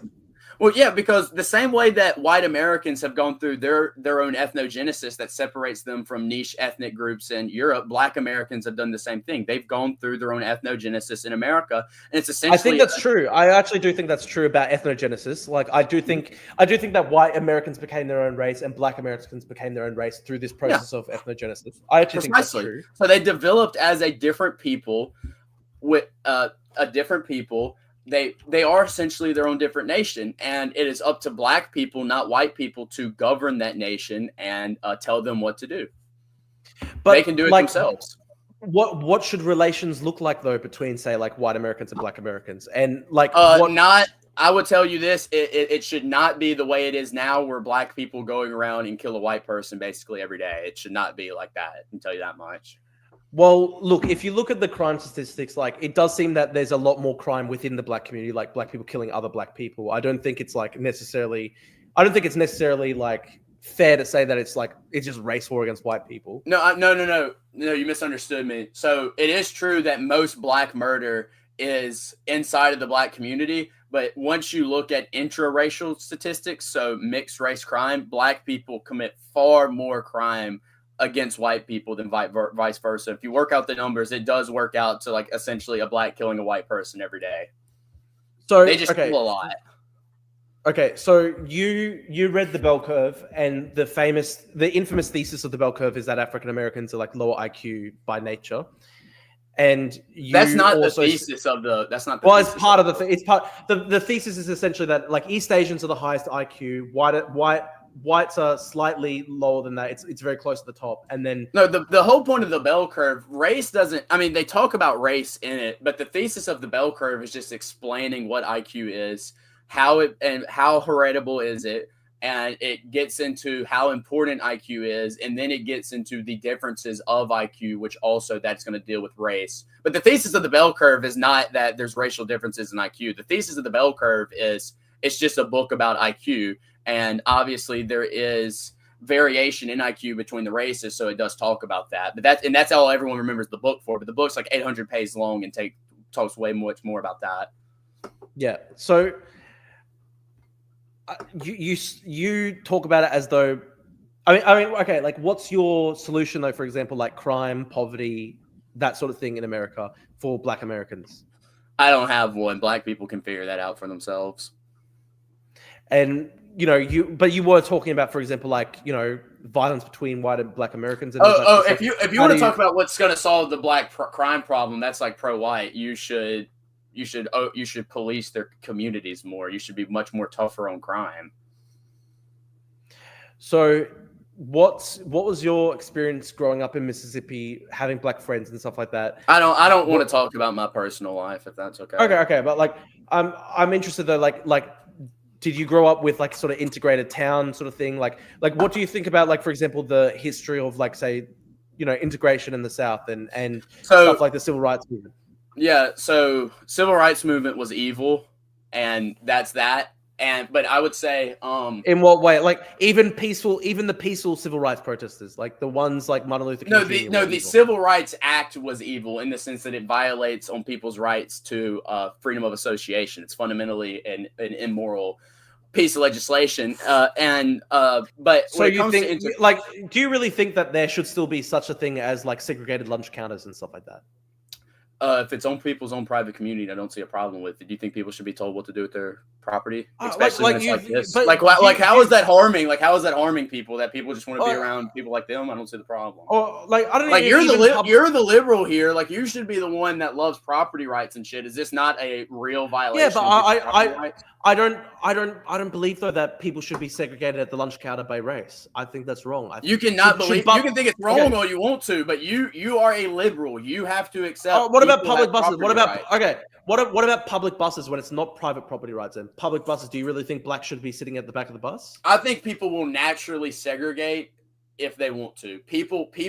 Because you already see it now. Public schools are integrated, but you see Black people and white people sitting at different tables. You see that all the time. Black people and white people, even when quote unquote segregation is illegal, when they're able to, they segregate all the time. The biggest example is churches. The vast majority of churches in America are monoracial. The vast majority of congregations in America are monoracial. But to clarify, though, you wouldn't want state intervention to, say, for example, force Black people to sit at the back of the bus. I think I think the state should guarantee the right of freedom of association. It is a travesty that white people are denied the right to freely associate with other white people in a way that's about like community buildings and having schools like that. White people, just like Black people, should be able to. If they were able to, people would freely segregate. Residential segregation is still a thing, by the way. The only reason why it's becoming less and less of a thing is because NGOs on purpose ship non-whites into white areas. So I just want to make this clear, though. So say you've got a public bus situation. You don't think that police should fine Black Americans? Bro, why are you asking me like these weird niche questions? I came for it's not a niche question, but like that actually was like a pretty crucial question in the history of the American South. Like, for example, the bus ride. No, the fuck it wasn't. Do you know why that happened? Do you know about what? I mean, no, the fuck it wasn't. I mean, do you know about Rosa Parks? Like, the Rosa Parks story was a huge story, obviously, in America. Yeah, but do you know? Yeah, and she was a member of the Communist Party and did that on purpose. People like she did that. Well, she was a member of the NA. She was a member of the NAACP. And also the CPUSA, or she was, or it was a group of people that did it with her, and they were members of the CPUSA. The point is that was an act of protest to cause up trouble. People were not. That was not that big of a problem. Jim Crow was not that big of a fucking problem. Jim Crow wasn't a problem. But Black people were forced to sit at the back of the bus, and if they didn't, they'd get beaten up by police. You think that's fine? Like, I think that rarely fucking happened. That rarely happened. Dude, that it did rarely happen. happen. Like, have you looked? Dude, Have you hold on? dude, there were, dude. Fact. This is a fact. This is a fact. Like, Dude, there you're were hundreds. Australian. There were hundreds I'm of from lynchings. the South. I'm from. Listen, I'm dude, from I the can county. read though, dude. I can read though. Oh, I've really? read this How many? Yeah. Okay, how many hangings happened during this time period? How many lynchings happened? Dude, there were hundreds of lynchings in the American South. You don't even know. You don't even know the number, bro. You don't even know the number. I can't give you the exact number off the top of my head, but I know it was hundreds of people who were killed. Okay, and what year? You think that was a yearly thing? No, it was over decades. I understand, but there were at least but still like in the vast majority, because you understand white people were lynched too, right? I mean, we all know about the Jew who Leo Frank. There were tons of people got lynched. Okay. White people got lynched. Jews got lynched. They were not. Dude, there were not white lynchings in the American South. You're full of shit. What are you talking about? In the Jim Crow era, white people were getting lynched in the American South. Yes. Okay, give me an example. Really? You don't think that there were I mean, we already agreed Irish and Italian people were white. You don't think there were Italian immigrants in the South that were getting lynched? Really? Oh, okay. If that's what you're talking about, okay. Like, there were a couple. I mean, you're right that there were some like Catholics and Jewish people who got like lynched. Like, that's true. That's true. I've never heard it. I've never heard somebody argue though that this was like a white lynching though, because like it's not like black people. Yeah, there were plenty. Like, yeah, someone puts it in the chat. I was just fixing to bring that up. 1/3 of all lynching victims were white. Now, a lot of them were Catholic and Jews. But there were a lot. There were WASPs that got lynched.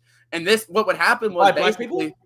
No. It would be a collective thing. There were mixed race lynch mobs. Like, this was a thing that happened. Now, it was rare. But yeah, lynching was essentially mob violence against a crime that was committed. Like, that's essentially what it was. I legitimately haven't heard this before. Can you give me an example of like a mixed race lynch mob? I will have to look it up for you, but like those things happen. Like, you got to remember something. The South during it's a weird history and it still exists to this day in the South, but there's always been Uncle Ruckus characters who would get involved in lynchings and things like that. There were things like that. This is interesting because you were previously saying that like white people, you were previously drawing a distinction between Jewish people and white people, but like when Jewish people were lynched in the South, you consider them to have been white. No, most of the white, no, they obviously weren't viewed as white, but there were WASP and white Catholics who were lynched, and Jewish people that were lynched. I mean, Leo Frank was like a rapist, pedophile, murderer who was lynched. No, I don't believe that, dude. Like the guy who did that was like a low level African American thug, wasn't it?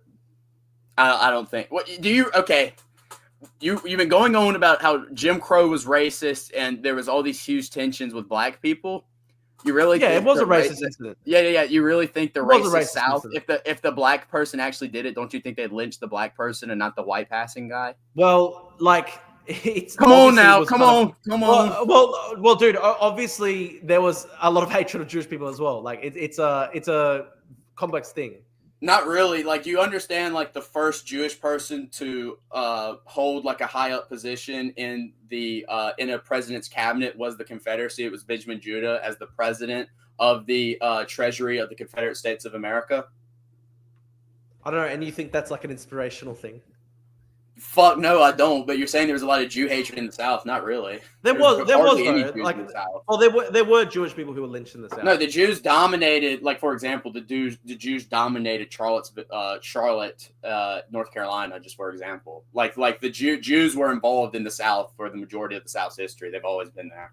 And there wasn't like America does not have this history of anti-Semitism. And and there's been few niche figures that have been anti-Semitic, but it was not like this medieval type of European consciousness of Jews that never existed. Well, I actually agree with you on that. Like, I actually think, Jews have actually been part of like the American nation basically since the start of the American nation. That's why I don't understand why there's this kind of like Reuper weird thing where like it is like they kind of have a medieval. I mean, people like Nick because even though Americans, there's been many Americans who saw Jews as fellow Americans. The problem is Jews did not see themselves as primarily Americans. They saw themselves as Jews. I actually disagree. So I was reading, for example, The Power Broker by Robert Moses, and it's about obviously Robert Moses, who was a Jewish figure, and it was describing, for example, like the waves of Jewish migration that came over to New York City in the Ellis Island period. and a lot of the time it was extremely poor people who were not very culturally assimilated to America.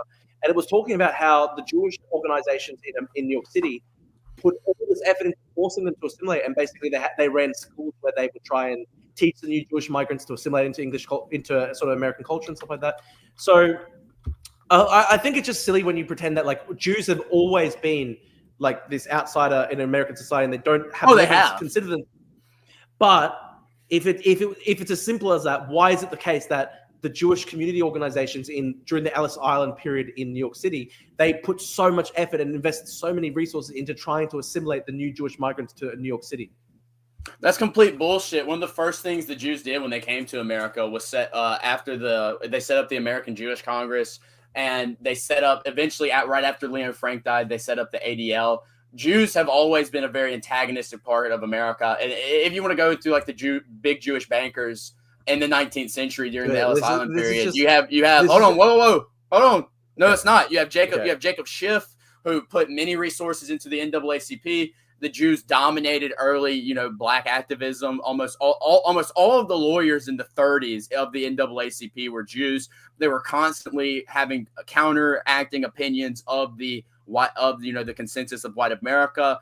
I'm just telling you the facts here. Jews were always antagonistic towards white Americans, and they always had counteracting opinions of white Americans. During the Ellis Island period, Robert Moses' mother, who was like a very wealthy woman, put so much money and resources into organizations that basically pressured Jewish American migrants to assimilate into American norms. Yeah, and those organizations but you know what the book actually argues, that it was almost like a kind of racist thing in the sense that like the elder Jewish communities that had been more assimilated into American culture over many years actually were sort of embarrassed by the new Jewish migrants because they were poorer, and that's why that's just bullshit. What are you talking about? When the 1924 immigration moratorium was passed, there was mass Jewish activism against the American government, who were finally restricting immigration because of how much it restricted Jewish migration from Russia and eventually from Nazi Germany. What are you talking about? The Jews were constantly advocating for more Jewish migrants coming into the country. But as this book made clear, though, a lot of the more assimilated Jewish American leaders, those did not exist. They did, but I guess, dude, you should read the book because it does exist. No, you should read Culture of Critique by Kevin MacDonald instead of like. I've heard about that book. It's retarded. You should read it. It's retarded. I wrote two around 15-page papers refuting the only academic that ever tried to even refute it remotely. It's one of the most robust sociological and evolutionary psychological theories. If you think it's retarded, I would love to hear it. Explain it to me. Explain why this book is so it's a trilogy. It's it's a People That Should Dwell Alone, Separationist Discontents, and then finally Culture of Critique. And it's called the Culture of Critique trilogy. And basically the thesis is that Jews, over the history of them being a people group, formed a group evolutionary strategy to preserve and promote Jewish. And basically, like when we think of evolution, we think of it as an individual thing where individuals select for specific traits. MacDonald argued for an idea of group selection and group evolutionary strategy, which has become a dominant opinion in evolution, in evolutionary psychology. And his argument is that Jews, just like other groups, evolved as a group, and thus Jews have specific traits that Jews themselves selected for, such as ethnocentrism, higher IQ, high neuroticism, other personality traits, things like that. Dude, do you think it is not just simply the case, like, as a group that didn't have a nation that was historically persecuted, you would agree that Jews were historically persecuted? Why were they persecuted? A lot due to racism and anti-Semitism. Why were they anti-Semitic? Because they were an outsider group. No, there's reasons why they were. There was reasons why they were treated as an outsider group. If you read Kevin MacDonald, specifically his second book, do you want to explain that to me? Why people have historically been anti-Semitic in Europe, in medieval Europe? Because you were previously, like just 5 minutes ago, you were saying that you sounded like you were saying medieval anti-Semitism was retarded. Because you were saying it was no. I said the opposite. All I said was that America did not have a Jew conscience like Europe had. We should have. We should have that. Yes, so, one of the worst problems we ever made. Explain this to me. Expand it on it. What do you want me to explain? I mean, this was supposed to be a debate, not an interview, and you just asking me questions. I'm trying to understand what you believe, right? So you say that, like, I don't know, like America should have followed what Europe did with regarding to Jews. We all know that there were insane moments in European history, like, you know, blood libel, like massive persecutions that were The based blood on the blood libel. Do you know what, like, bro? Dude, Drew. No offense, bro. dude. There are like, you know that blood libel exists and it's slander. Like these things were invented to slander Jews. Do you really? Are you really going to do the Ken? Are you really going to do the Candace Owens thing where she goes, "Oh, you know, all these Jews throughout history have been sacrificing Christian children, and they want to love, like, they like to drink blood." Oh, Like, you think? this is Whoa, retarded Candace Owens hold shit. on. Was there was not? You really think there's no evidence that happened? All right, well, you tell me the evidence then. I gave you the source. You can check it out, man. Listen. No, it's an extraordinary. You can't just go. Oh, blood libels are true. Go read Kevin McDonald. Tell us why they. I didn't say. Well, listen. You can do two things here. You can perform a Bayesian analysis, which is that all of these people believe something. What? You would know just as well as I do that just because there is a popular opinion doesn't mean that it's right. For example, 90%. No. But all of these groups. All these groups believed in it. They were kicked out of all of these countries. The blood libel thing, listen, there's mixed evidence about that. Some I can't remember his name, but an Israeli historian actually wrote a lot about it and said that there was a decent amount of evidence for it. The point is here is that Jews were causing a lot of trouble in Europe, whether it be with incredibly high interest rates that indebted. That is just a fact. They were forced into that profession. They weren't allowed to work in any other profession. That's just not fucking true. There were Catholic banks. You can look up Michael Hudson. He details how basically the international banking started with the Catholic Church. You're just wrong. Dude. And this also, you understand Jews were also, laws restricting Jewish work in other professions, though. That Jews were What the fuck? You really think there were laws saying that Jews cannot sell fruit on the fucking streets? You really think that? There were laws that restricted Jews to working inside the Jewish ghetto and also restricting them from working across a range of different professions. They formed their own ghettos. What the fuck are you? They formed their own ghettos. If they were forced in their own ghettos, then how the fuck would they be able to give out loans to Gentiles? That doesn't make any sense, dude. They were forced hold on, bro. If they were forced into ghettos and they could not interact with Gentile society because they were forced into ghettos, they would not be able to give out loans to Gentiles. That doesn't make any sense. The reason why there was this historically large phenomenon of Jews working in the banking sector is because in medieval Europe, it was considered to be a sin usury was considered a sin. And so they used Jews as an outgroup to get around that rule. So yeah, usury was considered a sin. So the Catholic Church created the distinction between interest and usury, and there were Catholic banks. I just told you, Michael Hudson. He's written plenty of evidence about banking inside of the Catholic Church during medieval Christendom. And then you talk about the Catholic Church. You understand Protestantism happened around the 15th century, and Jews remained domination on banking even after the Protestants came around. And all the comparative advantage you can say that Jews had during Catholic Christendom, they completely lost it once the Protestants came around, and Jews dominated banking during the Protestant era, and they even dominated banking post-emancipation, like they've always been. In fact, they were involved in banking before the huge embracement of Catholicism. The Torah gives specific laws about banking. Okay, so your argument then is that Jews voluntarily went into the financial sector because they wanted to oppress Gentiles. Not that they wanted to oppress Gentiles. The Torah tells them about banking and going into it and how to specifically charge loans and how to do it. The Torah, the Deuteronomy talks constantly about banking. That's something they valued as a people. And like I said, post-emancipation, embracing the Enlightenment, Jews still dominated banking. So just going back to these things, for example, you do think that blood libel exists, like that the reason that they were hated was because they were sacrificing Christian kids. And that's not. Listen, all these things are individual incidents. That was cause for a couple of expulsions, and there's a debate about this inside of Jewish academia. There was an Israeli historian, I forget his name, and I'm going to leave that. That was a debate. A lot of people believe that was the case. Another reason why was because you have the Inquisition in Spain. That wasn't because of blood libel. That was because they were trying to make people Christian, and the Jews refused to convert, refused to assimilate into the Spanish culture. No, that's wrong. There were people during the Spanish Inquisition who were like 3 generations Christian, and they were still purged for race. But even though they were fully Christian culturally, they were purged because of their race. That might have happened a couple times, but so what? The biggest reason, not just a couple times, dude. It was. Yeah, I know, dude. I read, dude. Kevin McDonald They converted. has a whole chapter. Hold on. They converted to Christianity, and then they wanted to What, say, what the no, fuck? What the not fuck enough. was a converso? What was a converso? There were multiple generation conversos. Yes, they were still crypto Jews. They're crypto Jews. No, but they were people who were completely Christian, and they were still purged because they were racially Jewish. That was the whole point of the conversos. They were multi-generation crypto Jews. Now, if you're saying that, well, what made them crypto Jews? What made? Hold on, I'm fixing to tell you. There was a huge problem with Jews falsely converting. You would agree. I know you agree with this. And so the only way they could target, there were so many Spanish Jews who voluntarily converted and were fully. You have a source on that?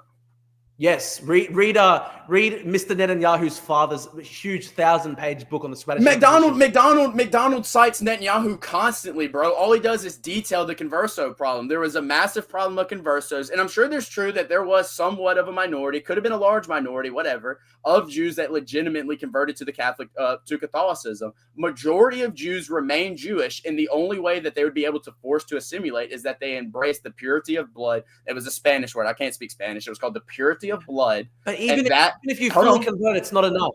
It's not enough. Even if you fully convert, that's what I don't understand. That's because the majority of them didn't fully convert. Why? Like, you're focusing on this minority that didn't. You just said that. You just said people. Hold on. You just said. Hold on, Drew. You just said immigrants should assimilate. The majority of Jews did not assimilate into Spain. They remained Jews, and so they were dealt with. Just like you should say all of these anti-Israel immigrants should be dealt with. You agree with that? These Jews were dealt with. I don't believe in ethnic cleansing. I don't believe in ethnic cleansing. What is deportations then, Drew? What is deportations if not ethnic cleansing? So you support full-blown ethnic cleansing? So, bro, what does ethnic cleansing mean, Drew? Like I don't know, purging entire peoples from your country. Okay, if you deported every single anti-Israel protester, would that not resort in a de facto? Don't give me the butt. Don't give me the butt. Don't give me the butt. That's not what I advocate, though. That's not what I advocate. Oh, really? You don't want? I saw the tweet the other day. Support the radical jihadists.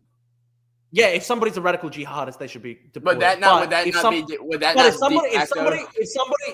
If somebody is a moderate critic of Israel, then I don't have a problem with that. I think you should be able to criticize Israel. My problem is with literal Hamas supporters. Oh, so you would have me deported? No, I don't. I don't think that. That's stupid. Why would I? Well, the difference is you are actually anti-Semitic and extremist. The problem is, though, you are a homegrown extremist, so you can't be deported, obviously. Right, but if I immigrated to Australia, would you want me deported? Well, you're not Australian, would you be? I said if I was deported. If I immigrated to Australia, got my citizenship, and lived there, would you want me deported? That's a good question. I think probably no. I think probably no. Probably no. Listen, it's not an ethnic cleansing thing because Jews. It would depend. It would depend. If you were actually calling for like killing Jews and stuff like that, then I don't think you should live in Australia.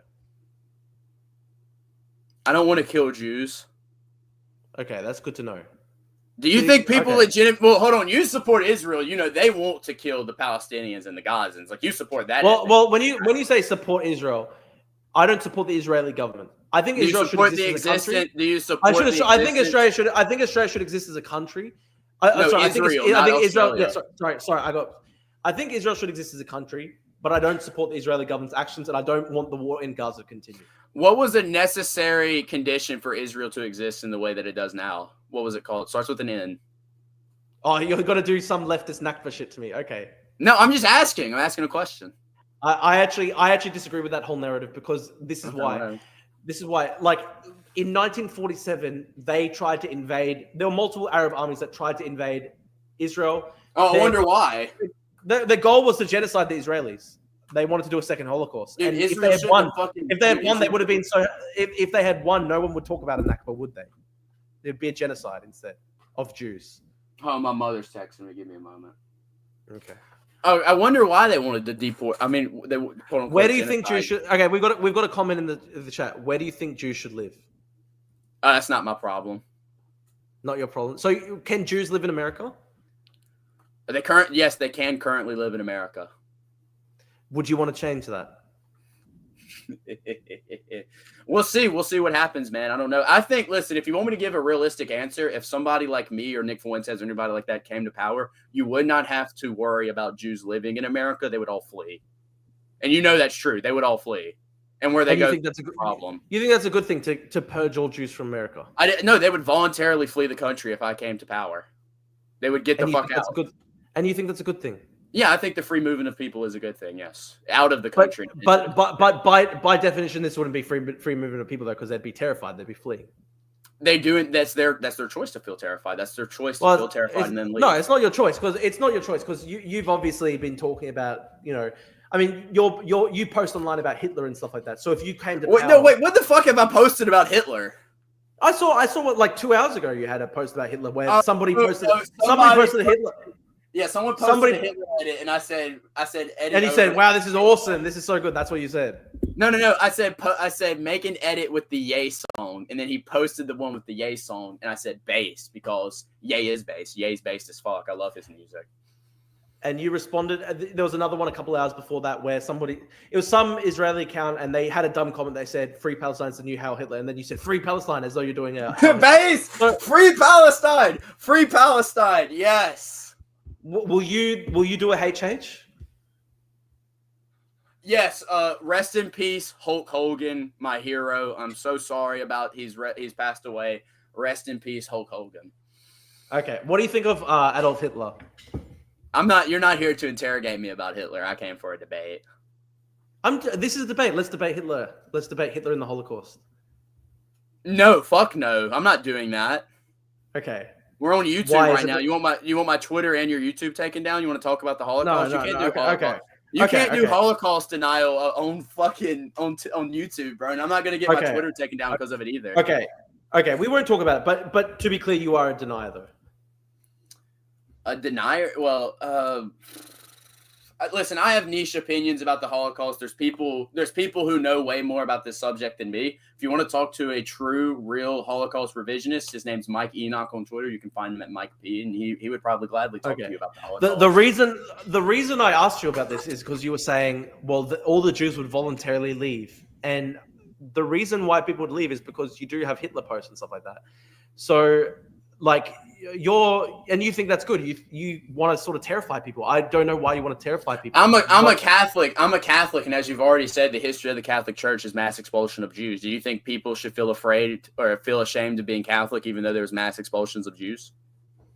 Well, look, the Catholic Church has actually apologized for that. The Catholic Church doesn't. No, the fuck that. Wait, hold on. Pope Francis sainted the Queen of Spain, who did the Inquisition. But also, let's say they did. Hold on. Let's say they did apologize. Let's say currently they did apologize for it. Thinking in another world where they didn't apologize for it, do you think that Catholics should be ashamed of that history? Well, I don't think people should necessarily be ashamed of what happened hundreds or thousands of years ago. But the question becomes, do you want to do that today? And that's the problem. You seem to want to do that today, and that's where the problem becomes. So because I call out Jewish power in the Jewish denomination of America and the Western world, do you think I want to kill all the Jews? Well, I don't know if you want to kill the Jews, but you've made posts that are sympathetic to Hitler, and Hitler did kill Jews. He killed a lot of Jews. So I think that's why people would be scared. The Academic Agent made a sympathetic, video of Stalin. Do you think Academic Agent wants to kill all the Ukrainians? That's ridiculous. Well, I do think Stalinists are murderous people. Would you not agree? I did agree, but I said he made a sympathetic video about Stalin. Does that mean now that guy who made that video wants to kill all the Ukrainians? I actually think if I encounter a Stalinist in the street, I know that's a murderous person. Well, why do we have to have a debate about, listen, people debate about the Holocaust constantly. Can we have a conversation about Hitler without mentioning the Holocaust? Is that impossible? Well, that was obviously one of the worst things he did. Because I don't think Hitler had a plan to do the Holocaust. Like, if you want my serious opinion, and this is something that's taken seriously in academia, put all the numbers and how many people died aside. There's a serious debate in the Holocaust debate community about, was there always a plan to kill the Jews, or did that happen at the beginning of the 1940s? And I side with that side. I don't think Hitler ever had a plan to kill the Jews. Well, if you read Mein Kampf, he was talking about purging the Jews from Mein Kampf, and he hated the Jews so much, and this was like the central thing of his quote ideology. Mein Kampf where he said that. Have you read Mein Kampf? And he actually said as well. He said before the start of World War II, he said if there is another war, the Jews will pay, something along those lines. I can't say the that exact doesn't same mean quote, he's gonna. That doesn't mean the Holocaust. That means they'll pay. You don't know what the fuck that means. Okay, but do you think 6 But million people the only quotes that you could say even remotely hint at a Holocaust is Himmler and Goebbels, and both of those are extremely vague. You're never going to find Hitler even once mentioning anything about the mass genocide of Jews. That just doesn't exist. Oh, okay, so he didn't want to genocide Jews. You have no proof that he did. At least until 1933 to 1939, you have no fucking proof. Okay, so you think Hitler did not want to genocide Jews? I just answered that. Do you think he did? Do you have any proof of that? Yeah, of course, I think Hitler did want to genocide the Jews. He did, but you have no proof of that. This is something like, dude. There's I've literally met people who survived Auschwitz, so I know the atrocities that took place. Oh, really? Yeah, I'm sure you do. How many? Do you understand how many Jews were just shot by low-level SS agents? They claim that's how a lot of millions of Jews died. The Einsatzgruppen, the Einsatzgruppen killed more than 1 million people. I know about the Einsatzgruppen. Right. Was that on Hitler's command? I mean, it was.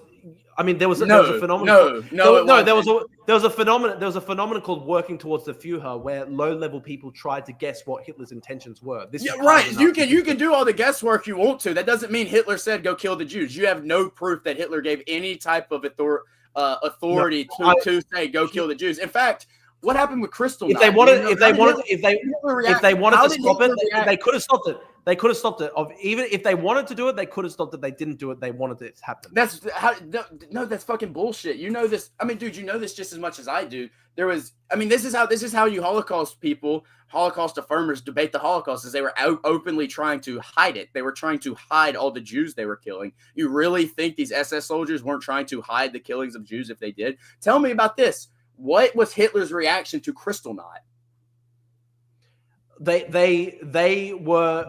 They reined it in shortly after because they wanted to try stop. They didn't want the Nazis. The Nazis let it go on. The Nazis let it happen, and then they didn't. You have no idea what you're talking about. No, they didn't. The Kristallnacht was done by the Nazis at their command. Whose command? Himmler didn't give it. Who gave it? Senior Nazi leaders. It was in response to the assassination. One guy said yes. Everyone else said no, and it was Goebbels. And Goebbels went into deep depression about how upset everyone else was.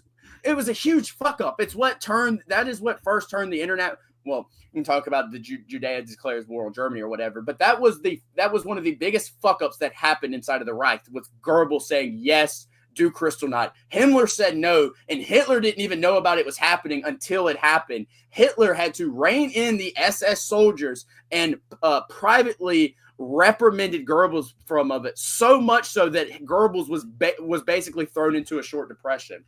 Irving, Hitler's War, talks about it a lot. No. This is actually the only criticism that really took place within Nazi Germany when this took place was because they were saying there was a quote, for example, one guy goes, like Heydrich said, "I'd rather you have beaten to death 200 Jews than destroy so many valuable assets." So people were upset about the destruction of economic property that could have been expropriated, but they were not. There was no sympathy for Jewish people. There's no humanitarian impulse for Jewish people at all. But what you just said did not refute anything I just said. You understand that? No, who did it? It was the SA, the Hitler Youth. It was thousands. But that wasn't command. The point was we were talking about Hitler. That wasn't commanded by Hitler. That was commanded by Goebbels outside of Hitler's command, and Hitler reined it in after it happened, and then privately reprimanded Goebbels because of it. And then a couple days after Kristallnacht happened, the thought process was, well, this happened. It's going to get blamed on me anyway. I didn't do this, but I'm going to stand by my guy. And so publicly, days after Kristallnacht happened, Hitler condoned it, privately reprimanded Goebbels, and knew that it was one of the most disastrous things in terms of foreign policy that ever happened in the Reich. Nothing about Hitler. So your argument is that like Hitler was a good guy, didn't want Kristallnacht to happen. He hated Jews, but he didn't want the Kristallnacht to happen. No one wanted the Kristallnacht to happen. Do you even know what the fuck calls the Kristallnacht? Here's a good question. No, do you know what? So, dude, you're yeah, I talking know. about It was the assassination of one of the German diplomats. So in hold on. A Polish Jew killed a German statesman, and a bunch of people got pissed off at it. And while Himmler was that doesn't justify a mass pogrom and a mass riot targeting thousands of people. Actually, well, you know what about you defend Israel? October 7th has turned into collective punishment of the Gazans, so you would know much more about collective punishment and what justifies it. Don't try to stand here and moral grandstand. So you think it's justified? You think it's justified? The murder of innocent people is never justified, just like your genocide in Gaza is not justified. I don't know what you're talking about, because I don't even want the war in Gaza to continue. But listen, I don't understand how you can say, like, oh well, one guy was killed, therefore the Nazis could go on a rampage and literally it was a statesman. It was a statesman, and I'm not saying the murder of innocent people is okay. I'm saying Hitler, because we were talking about Hitler, did not give the okay to it. Okay, it was Goebbels, and literally as it was happening, they openly reined them back in. They reined the SS and the SA back in. That's what happened. They had nothing to do with Hitler. Do you concede that Hitler did not? Do you concede? Do you know why that Polish guy? Do you know why that Polish teenager guy shot von Rath? It's because his parents were deported. Yeah, he shot the wrong guy. That guy had nothing to do with it. He was a lunatic Jew. No, lunatic Jew. He literally shot the wrong guy. He went there to shoot somebody else, and he shot a different person. He shot a completely innocent person. He wanted to shoot a Nazi diplomat, right? No, he wanted to shoot someone who was specifically in charge of the transit from Germany to Poland. He shot someone. He actually shot someone who was sympathetic to Jews and had nothing to, and like did not support the expulsion of Jews to Poland. He shot someone who was completely irrelevant. And by the way, I don't care what you say. He was the member. Should not kill. Huh? I can't remember his name. He von Rath. He was literally a member of the SA. I'm reading it now. That's like saying Heidegger. That's like saying Heidegger was a member of the NSDAP. Like, so what, dude? He was a member of the state. I mean, do you think he was a member of the storm? He was a member of the stormtroopers. The stormtroopers. So what? So what? He was a soldier. Why should he be murdered? Do you think it's okay to go kill random soldiers who were involved in a war? There was no war at this point in time. What are you talking about? They were just persecuting Jews. They were just persecuting Jews. Dude, what? Like, do I have to ask you the breakfast question? If a country is doing horrible things, does that justify murdering just a soldier who's a part of that country? No. But so obviously I have no. But why would I have sympathy for Nazis, though? Is my question. I think you should have sympathy to any innocent that's murdered. He's an innocent. He was a member of the stormtroopers, dude. So if I went up and killed a random IDF member, would that be justified? Even though all the horrible. I don't think that's justified, because I don't think there's any. They're doing a genocide. I don't see any comparison between Nazi Germany and Israel. I don't agree with that.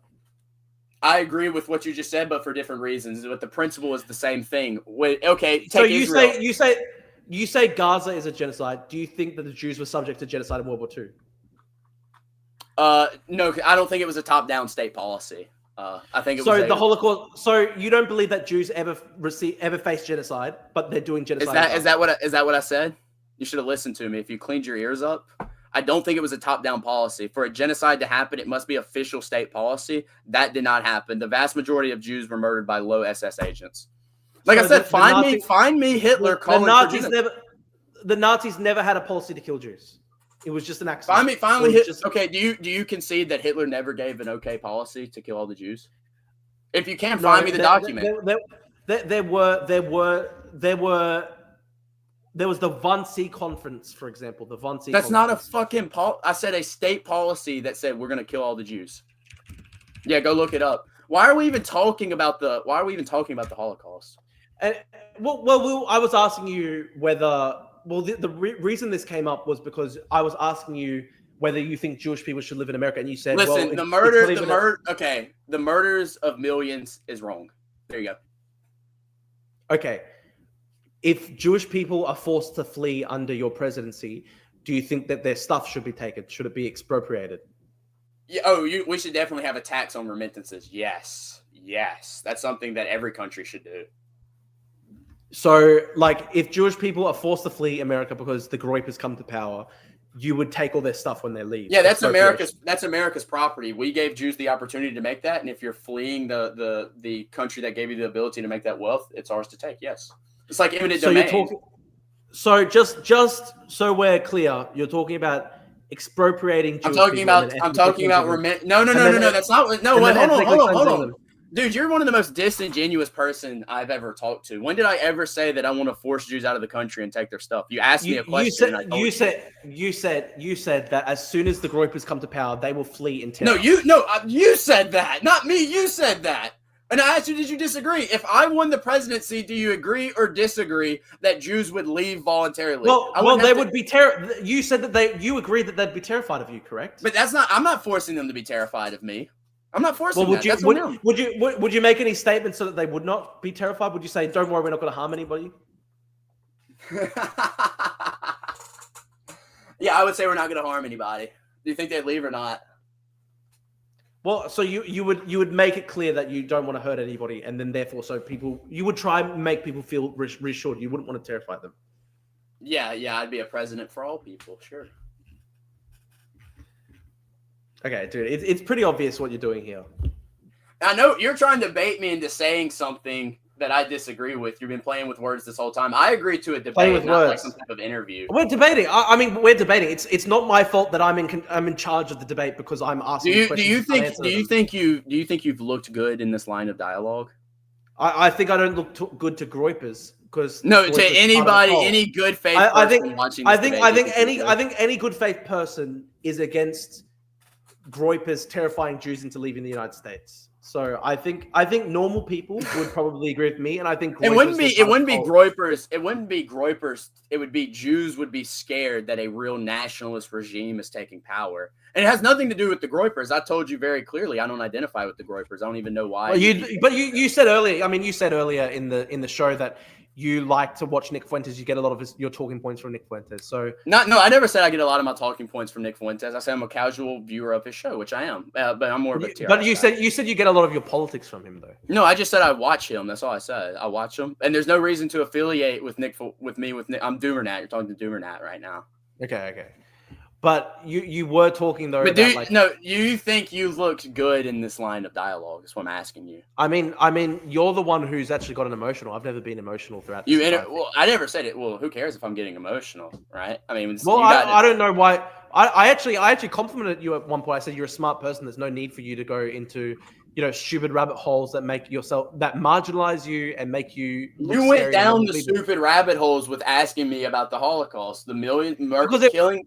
Because you were hinting at horrible views about Jewish people and stuff like that. And listen. I'm skeptical of Jewish power. That's it. And if someone who is skeptical of Jewish power raises to the ranks, Jews will probably leave the country. But your definition of Jewish power is just basically any Jewish person, even right-wing Jews you don't like, even Stephen Miller, you hate Stephen Miller. So I don't know. Stephen Miller doesn't have to be there. Stephen Miller, you can have a white Gentile right in Stephen Miller's place, and everything. Okay. Here's a good question: is there a single Jewish person you think is good or has good politics that you'd be friendly with, or just none at all? Unz. Who's Unz?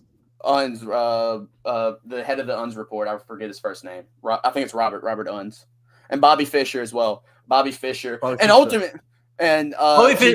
Fischer was infamously pretty anti-Semitic, wasn't he? Huh? Like Bobby Fischer said some pretty crazy shit about Jews, didn't he? That's why I said Bobby Fischer. Ron Unz. So you're happy with Jews who kind of hate Jewish people? I don't think these guys hated Jewish people, but they had a very articulate opinions about them, and I like them. And ultimately, as well, Jesus Christ, he's my favorite Jew.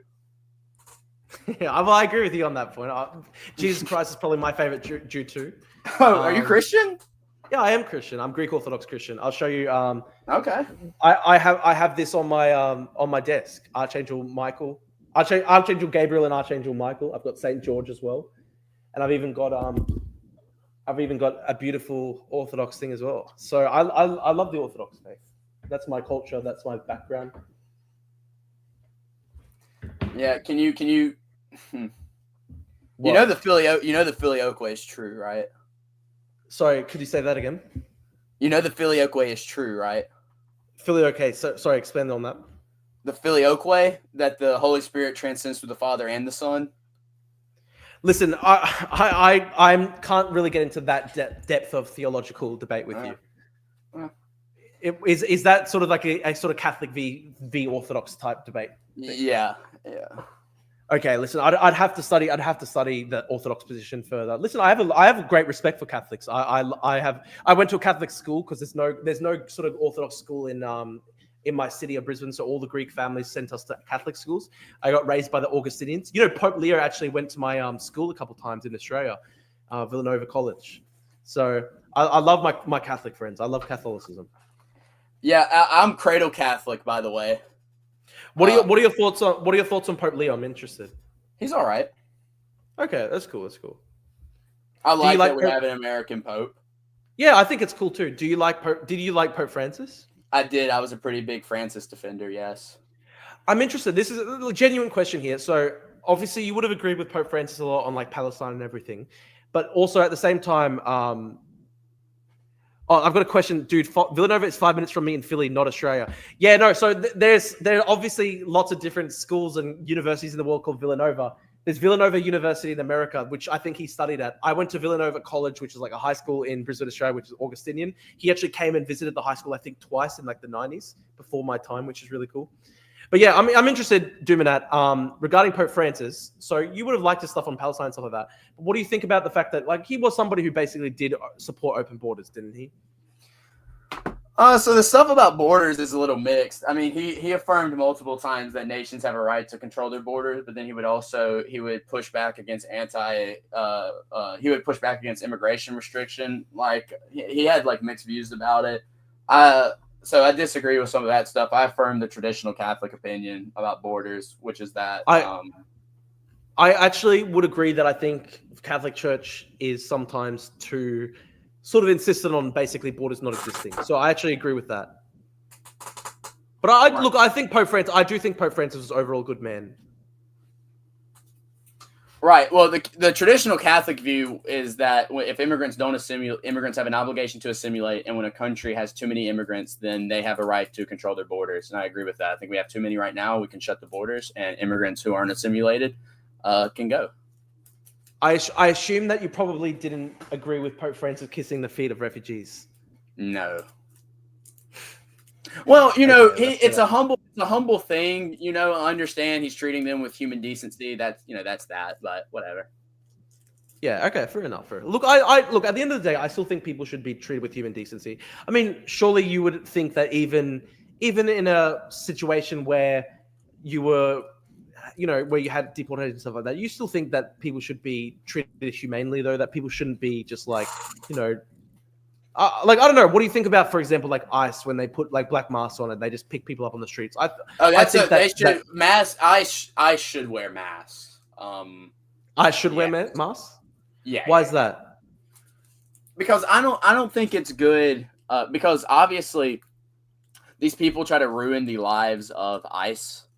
Like when ICE comes into a community, people like get their identity and they try to ruin their lives essentially. So like, yes, I think they have a right to hide their identity. Us as Americans, we have the ability to hide our identity in public. I think that's a good thing. I was gonna say I think criminals and extremists should certainly be deported, but I think that it should still be done in a humane way. I don't think people should be like rounded up on the streets of masks and stuff like that. I've got a comment by somebody says Europe belongs to the European Dalai Lama. Do you agree? I actually have a tweet. I literally said I agree with the Dalai Lama. Europe for Europeans and Tibet for Tibetans. I actually do think that. Listen, if you guys want to have like the last 5-10 minutes, maybe do some super chats and some questions for me and Nat to discuss. We can discuss some questions from the audience. What do you think about that? That's fine. Okay, how about we do, guys? We've got how many people watching live? We've got 130 people watching live. Please leave a like on the stream, guys, to help us reach more people. Guys, if you're watching, leave a comment. We can answer some comments from the community, people who are watching. I'm happy to answer questions.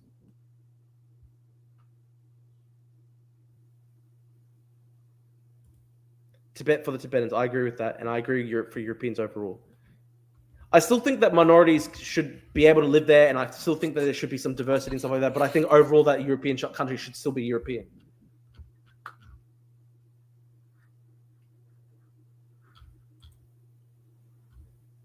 How many people are watching this right now? I think 130 or something like that. 130 on YouTube, and I think about 100 on Twitter. Pretty good. So you don't have a YouTube channel yet doing that? No, I'm going to start a Rumble pretty soon. How come you haven't done it yet? I had to get a camera and a mic and all of that. I had to get set up. I had to set myself up. Fair enough. Can I ask you, how did you get involved? How did you get the Jubilee invitation? And when it comes to your debate with Medhi Hasan, is there anything you regret about it? Is there anything you wish you had said instead? No. I think it was good. I think I won that debate. I think you probably also think I won that debate. I think, as I said earlier, I thought it was impressive that you were able to cite even the authors of those studies, and I think that was really good. I do think that even just like the way I think you got too emotional at the end when you said get out of the country. I think that doesn't look good. Well, I was clip farming. But the problem is though, dude, like I don't think normal people watch that and think it looks good. I think the average normie who watches it would have agreed that you were beating him on the actual studies and stuff like that. But then when you said get out of the country, I think at that point then normies turn off. Yeah, well, I was there to make a name for myself, and I think I was successful in doing that. If some not a normies liked it, a lot of normies liked it. So how did you get into it? How did you get onto the Jubilee? It's very easy. Like all you got to do is apply, and if you have a good interview after you sent your application, then you're good. How did you describe your views to them? Far right, that's all I said.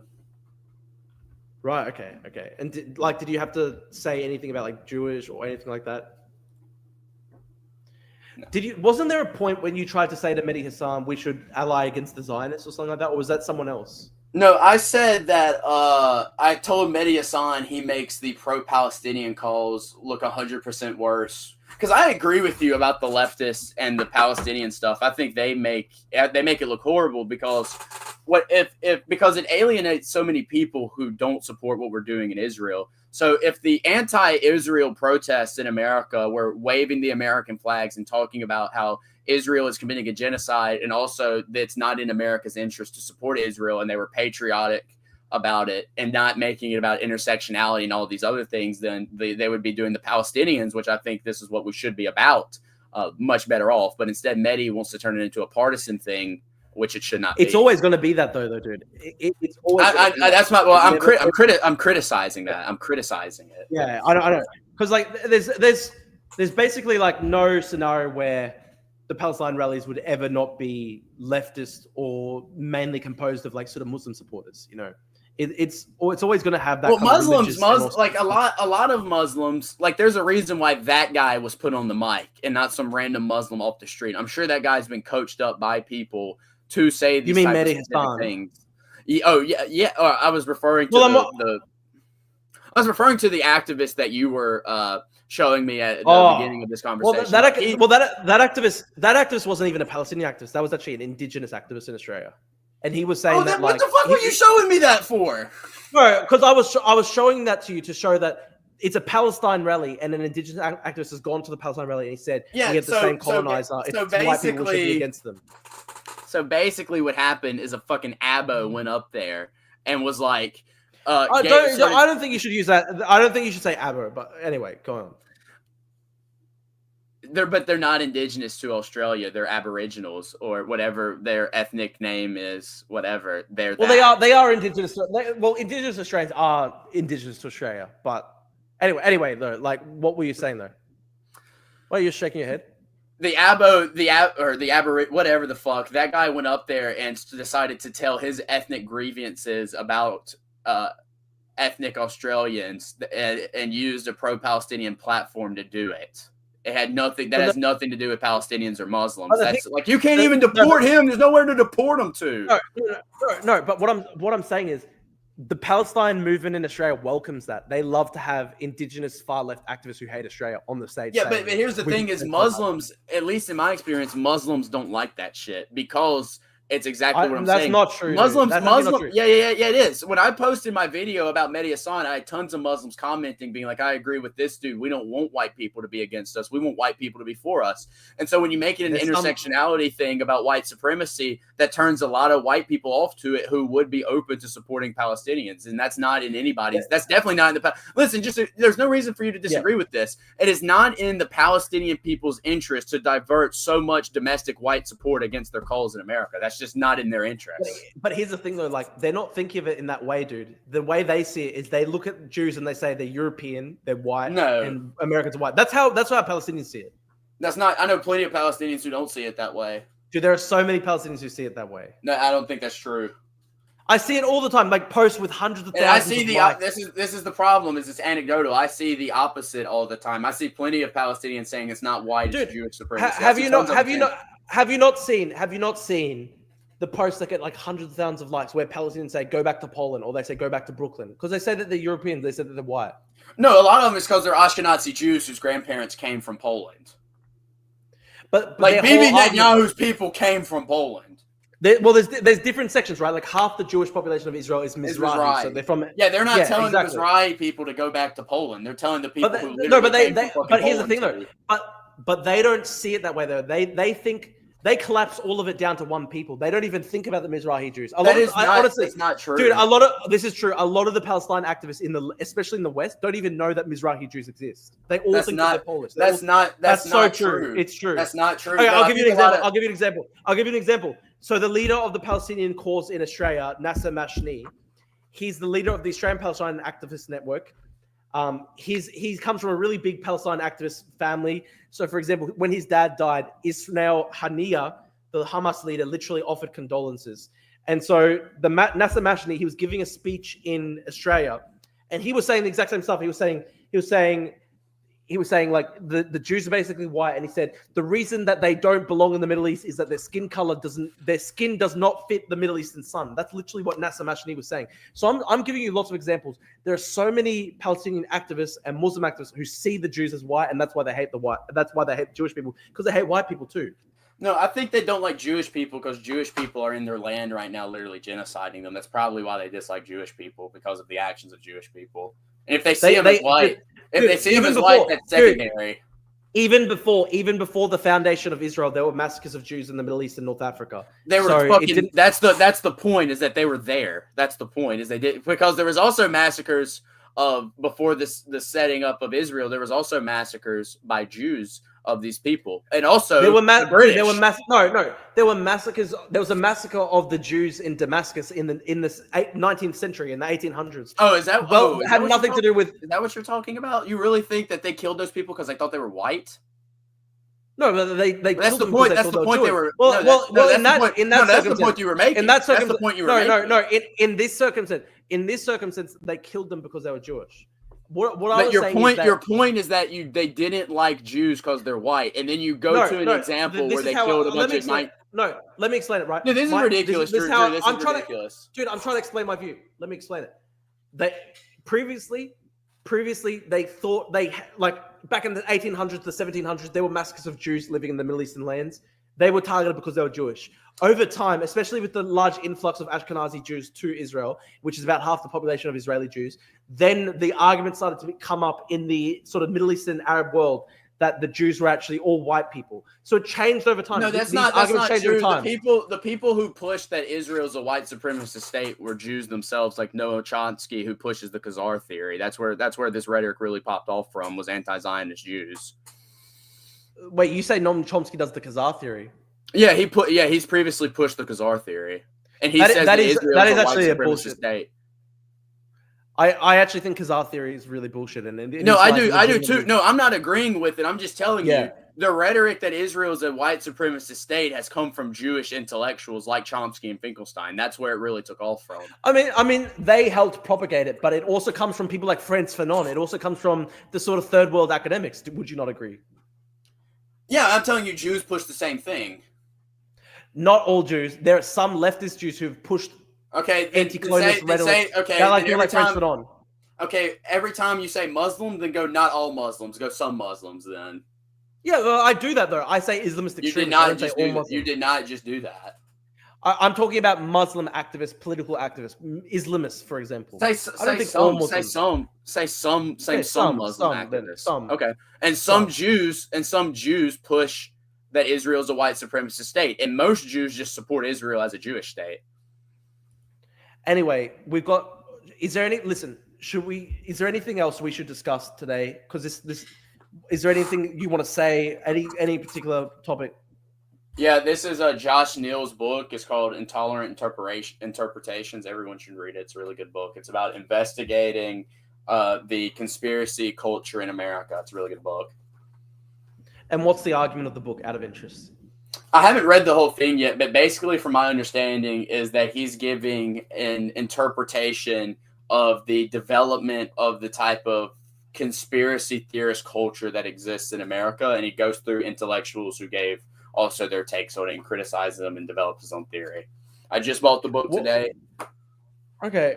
I'll look it up maybe. But Josh Neal's a great. And also, one last thing is the new edition of Kevin McDonald's Culture of Critique is being released by Antelope Hill. He has a new edition coming out very soon. As soon as that drops, make sure to get it. I love K-Mac. We can wrap this thing up now. And also, DoomerNat22 on Twitter. All right. Listen, I want to say to you, DoomerNat, you're an intelligent person. You're well-read. I think you shouldn't go down insane schizo rabbit holes. You're gonna ruin your own potential. You're still a young guy. I think you shouldn't poison your brain with, anti-Jewish, anti-Semitic conspiracy theories, Hitler shit, neo-Nazi apology. I don't think you should poison your brain with that. If you hold on, Drew. Nothing I said was apology. Yeah. I gave you the facts. I gave you the. Well, facts. you were saying that Hitler didn't want to kill Jews and stuff like that. So all I'm saying is, listen, you're a young guy, you're an intelligent guy. You could go very far if you were just a conservative who wanted to decrease migration. I thought it was very impressive the way you were able to handle yourself with Medhi Hasan at the start of the debate before you got emotional with him. I think you should work on the emotional stuff, and I think you shouldn't go down these schizo rabbit holes. You're gonna ruin your potential, man. Because listen, you're gonna marginalize yourself with this insane stuff. People hate Hitler. Start a poll on Twitter. You have more followers than me. You'll get more attention. Start a poll and say who won the debate, Drew or dude. It's gonna be you, because this is why. The Groypers are super organized on Twitter, so I already accept that. I'm not just. But here's the thing, though, is that some Groypers. But all your fans. There's a lot of fans. There's a lot of fans, for example. Hey, they called you. You got called an analytard in the chat. What is your response to that? Well, I don't get what they mean by the analytard. What does that mean? Do you prefer continental or analytic philosophy more? I prefer continental. I like Hegel and stuff like that. Oh shit! Okay. What do you think about Heidegger? I haven't read Heidegger enough. Have you read? Okay. But I know Heidegger did have some pretty concerning relationships with an NSDAP. No, ignore all that, dude. Read Heidegger. Okay, Being in Time. I mean, do you think Dugin's a Nazi? Yes, I do. Well, Dugin's a bit of a different thing. Dugan is like a third positionist. He is like a national Bolshevik. He literally called it fourth. He called it fourth position. He made up his own theory. Yeah, I don't know. Do you like Dugan? It's all right, I guess. I mean, Dugan hates white people, dude. Like, have you seen him on stage? Like, where he was saying there's a video of Dugan recruiting Russian mercenaries. He was at a stage. It was a Russian propaganda display in Russia, and he was talking about how the Russian soldiers were recruiting mercenaries from Africa. So Dugan's a Nazi who hates white people. He's like a third worldist. It's a very weird position. He hates Jewish people, but he also hates white people. He has a lot of these Russian nationalists have this really deep resentment of white Europeans, because you should read about it. Putin talks about the golden billion. And so essentially their idea is that they are not white people, that they are like the vanguard of the third world. That's how they see themselves, a lot of the Russian nationalists like Putin and stuff like that. That's why they back up all these shitholes. If you want my intellectual thought, You can check out Schmidt. You can check out. I'm big into Thomism as well, so you can think of like a synthesis of Carl Schmitt, Thomas Aquinas. Of course, Kevin MacDonald has a lot of influence. I'm big into human biodiversity, so Arthur Jensen and Richard Lynn. You can say that. All right, listen, we'll end it here. Listen, I think, Nat, you've got potential as a young, smart guy. I think you shouldn't go down these rabbit holes. You're just going to end up save your moralizing. Listen, you became more right wing after you debated Joel Davis. You're gonna think about all the things I said, and it's gonna slowly start ticking in your head. No. Yeah, you will. No, yeah, it will. No. I think in 10 years' time you'll look back at this and see that I was more in the correct position. You could actually have a more conservative view on migration and stuff like that without being schizo about Jewish people and schizo about not even wanting even a single non-white person in the country, which I think is stupid. But anyway. All right, man. Well, whatever. Take care, bro. All right. Listen, see you, man. Thank you. Interesting. I don't know. It's sad because I think this is a guy who, he's well read. He's naturally a smart guy. I think he's just going to, unfortunately, poison his mind with, these sort of anti-Semitic rabbit holes and these sort of poisonous conspiracy theories and all these sorts of things. I don't think it's going to lead to anything good. He was literally saying that, Jews will have to leave the country. I think that type of rhetoric scares a lot of people, and the reason it scares people is because millions of people were killed in the name of this ideology in the last century. So I think it's really stupid. That's my personal take.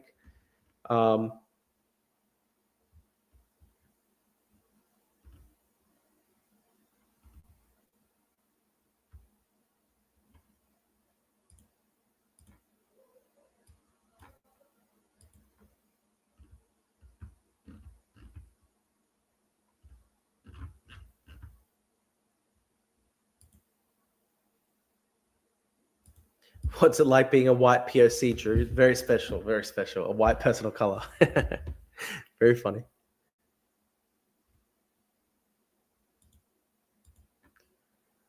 Yeah, I agree with Bill Davis here. When Bill says, hang on, I'm trying to... Smart kid, way too occupied with Jew hate and white nationalism. Yeah. See, he could just be like a standard conservative, but he has to sort of fall down like these sort of Nick Fuentes cooked rabbit holes. And that's where you're going to destroy yourself at the end. And that's where you're going to scare people and marginalize yourself. It's just scary schizo politics. Smart guy with a horrible low-grade narcissistic personality disorder. There are more people like Doom and Nat than ever before. Wouldn't you agree? His ideas are gaining popularity, but I don't think popularity necessarily equates with good ideas. There are plenty of people in Australia who believe in retarded communist ideas, who believe that Australia is this evil country that was founded on genocide, that Australia should not exist. That's close to a majority opinion among my generation, the Gen Z. Does that mean I have to support them because, oh, wow, it's a popular idea? Sometimes popular ideas are retarded.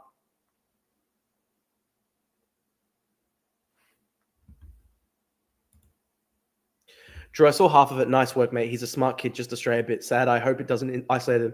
Listen, I actually think it's sad. And I didn't insult him. I didn't insult him or anything. I just told him straight up, I think you're going down a bad path. And I hope he eventually wakes up to it.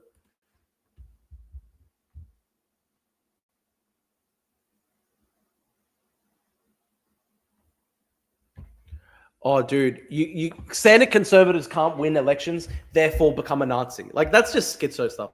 That's retarded. If you believe that, it's actually retarded, dude. Drew has less viewers than Randbot. I don't even know who Randbot is. Listen, I only really properly started my YouTube channel like 4 or 5 months ago, so it's still in the process of growth.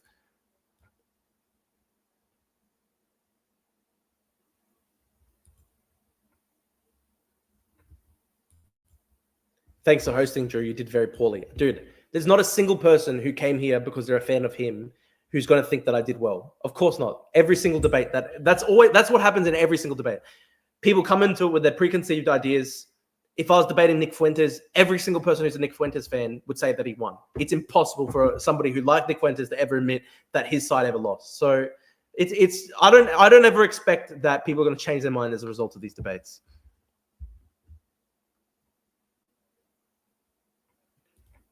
You're basically promoting his ideology by inviting him to debate. No, I didn't. I pushed back on a lot of his ideology and criticized a lot of it.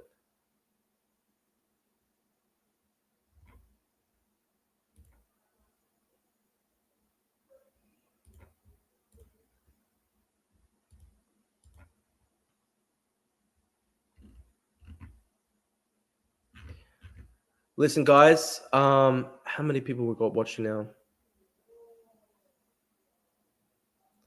82 people watching live. Will you do non-debate streams anytime soon? Your last few have been pure debate. Yeah, I'll try. I'm thinking I might stream tonight Australia time. That's like a non-debate stream, just chalking. Thoughts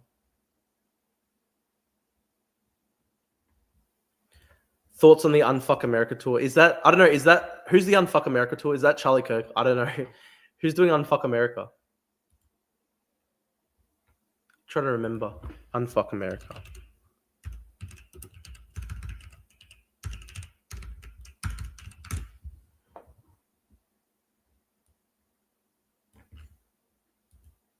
Who's doing Unfuck America tour again? I'm trying to remember. Oh, Charlie Kirk. Oh, wait, no, it's anti-Charlie Kirk. No, wait, it is Charlie Kirk. Hang on. No, it is it's anti-Charlie Kirk. It's like AOC or whatever. Who runs Unfuck America?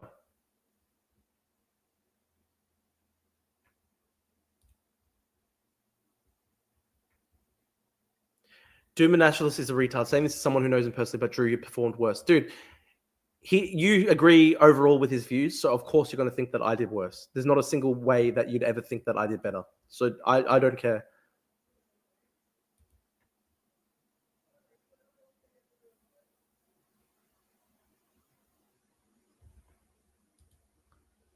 Listen, guys, I might stop the stream now, but I'll try stream again tonight.